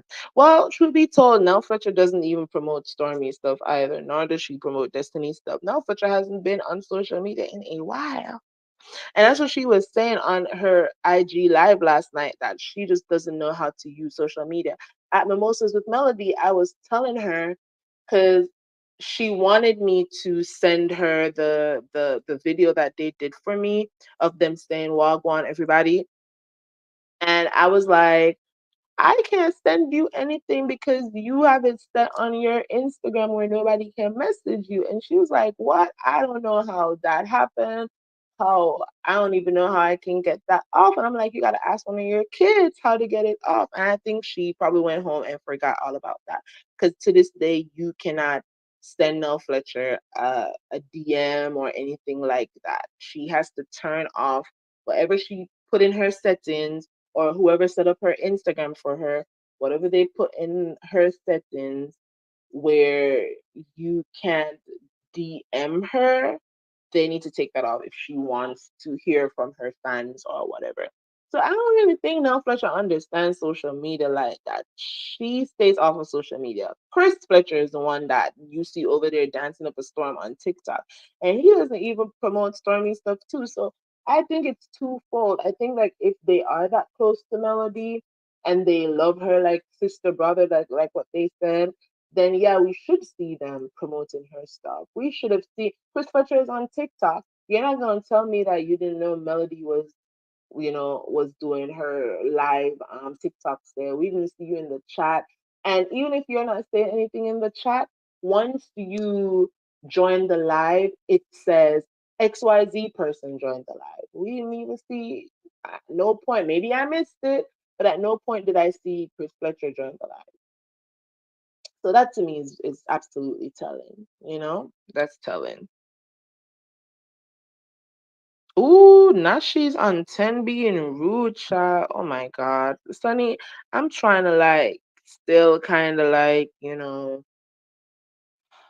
give her the benefit of the doubt in terms of I'll forever say I feel like how her and Moses got together was kind of like not okay. I'm still gonna say I blame Carlos for having them on the show. It's a conflict of interest. But outside of that, I was rocking with Sunny. I liked her energy, but is she over there being rude, child? I don't know if I can rock with that now, Sunny.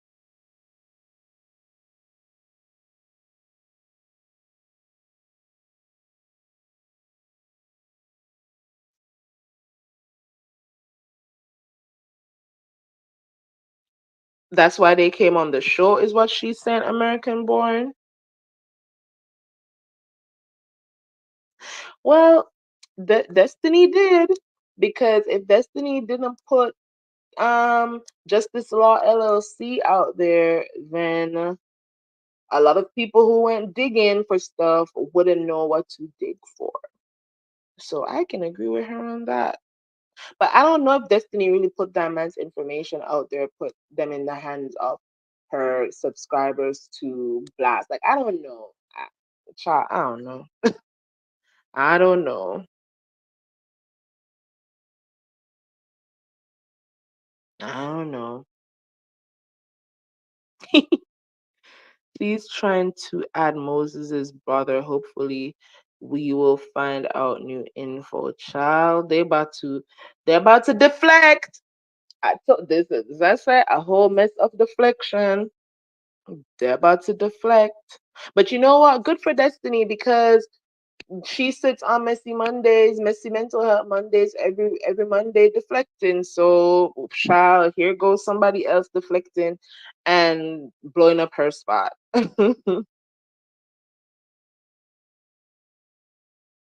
Oh, child. Now she cute too. You're so funny. Oh my god. Toot says she ain't got her glasses on. Like, I cannot. I knew this was gonna happen. She's not running around the mulberry bush at that state anything, child. American born gonna give us the tea, child. That makes no sense. You're on YouTube and you can't read the comment. Um, Toot, give me your phone, Toot. Give me your phone. I'm putting it in the box. Ooh, the brother just came on. Oh Lord. She did say Moses does not have federal charges against him. So did she say that he's in there or not in there, American born? I think she's talking about Moses' best friend that he calls brother. Toot's asking all the questions.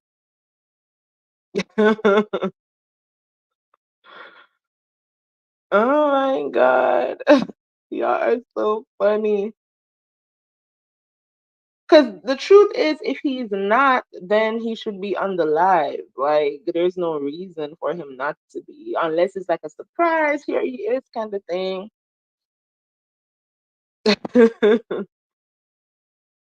American Born says, nope, Moses is not on there. I see we talked about that Black Nick so bad they changed the name. Did they? What did they change the name to? If it's not Black Nick anymore, what did they change the name to? What is the new name? Now, listen, it's Tati. You can't leave us like that. I'm scrolling down to see what you said they changed the name to. No, you're gonna have to put it in the chat. Not you texted it to two. What did they change? Let me go and oh, what? It's called Grown Coming. What in the that does not Grown Coming? What is that? Black Neek was better. Grown Coming. That sounds so corny. I do believe if Nell Fletcher was truly Melody's friend, she would have been supporting Melody wholeheartedly, not attending a film event for the show. Yeah, because Mimosas with Melody was filmed, child, so that's why them people were there. And we knew they would have been at the Carlos King podcast because that's their boss. Carlos is their boss. They would have been there. So I believe that what Melody said, that they weren't there because the contracts weren't in order. Grown coming. That's some late. Like I'm still stuck on that grown coming. Wait, Uncle Luke's not on the flyer no more. Let me go. Let me go over there and see. Can I? I don't think I can see anything from my real page because then people. I and this is how I know they're on the YouTube streets watching stuff. Because when I tell you, I don't go into their chat.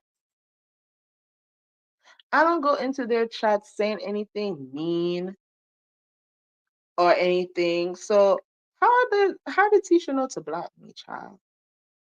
I always question that. Like how do you know how to block? How did you know that you needed to block me?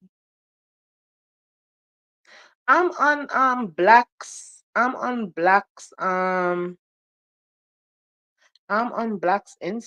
and I don't see where they changed the name. Alright, let me go over there to Marsal. Did Marsal block me? Let me see.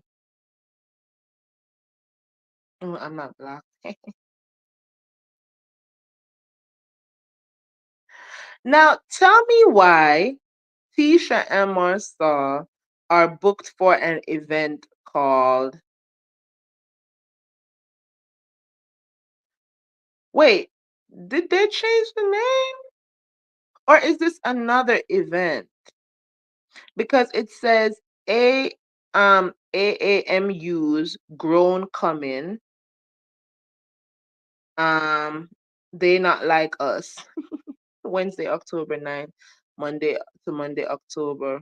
Marquee events hosted by Marsaw and Letitia Scott. Thursday, October 10th, Back to the Trap Vibes at Vibes of Huntsville. Friday, October 11th, Welcome Black Affair. And then on Saturday, October 12th, they have The Grown Coming. And then, no, they're still having the event. It's still called Black Neek. And then on Sunday, October 13th, they have the Black Neek After Party. So I think it's still being called Black Neek. I just think they were booked for an event. They were booked for an event by AAMU's Grown Coming. Let me see who these people are. AAMU at AAMU child. What is this? At AAMU's Grown Coming. Yeah, this is a whole other thing. So it's the AAMU's alumni headquarters. Um and they have something called Grown Coming. It's homecoming for the grown people. And they're having an event being hosted by Tisha and Marsal. Now, of all the people that they could have picked,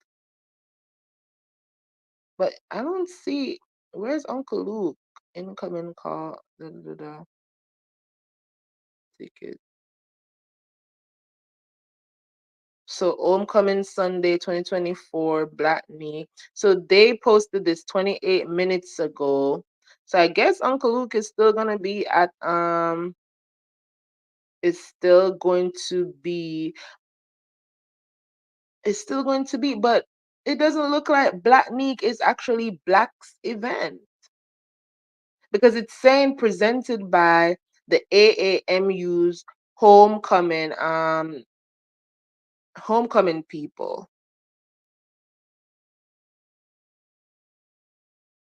So it's not even saying and that Tisha and they're promoting it as Tisha and Marsal are going to be hosting it, but they are the ones presenting it, not them. Do y'all understand what I'm saying? It's weird. Go over there and see for yourself, y'all. Go over there and see for yourself. So the alumni headquarters, they are the ones that are actually putting on the Black Meek event. And Letitia and Marsau and Uncle Luke are being promoted as the guest appearances. Child. See, when you try to make something look like it is not what it is, I didn't even want to do all this research.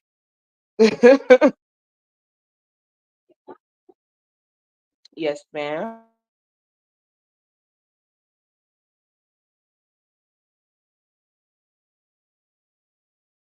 Off this live, it's time for you to. All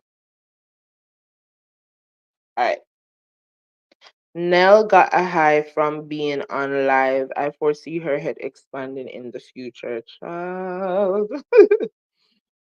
Is vibes in Huntsville is now where it is, and it looks much nicer than what black could ever be. Yeah, it doesn't look like it's actually black that's putting on the event from what I just read. Black is too small to be hosting big events like that, though. It's too small. They need, if they really want, and it's supposed to be a lounge, not a club. So that's another thing. Y'all said Nell is eating up the compliments, child.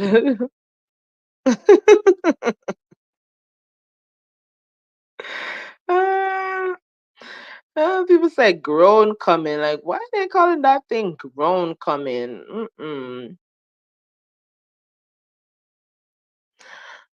They changed the whole flyer.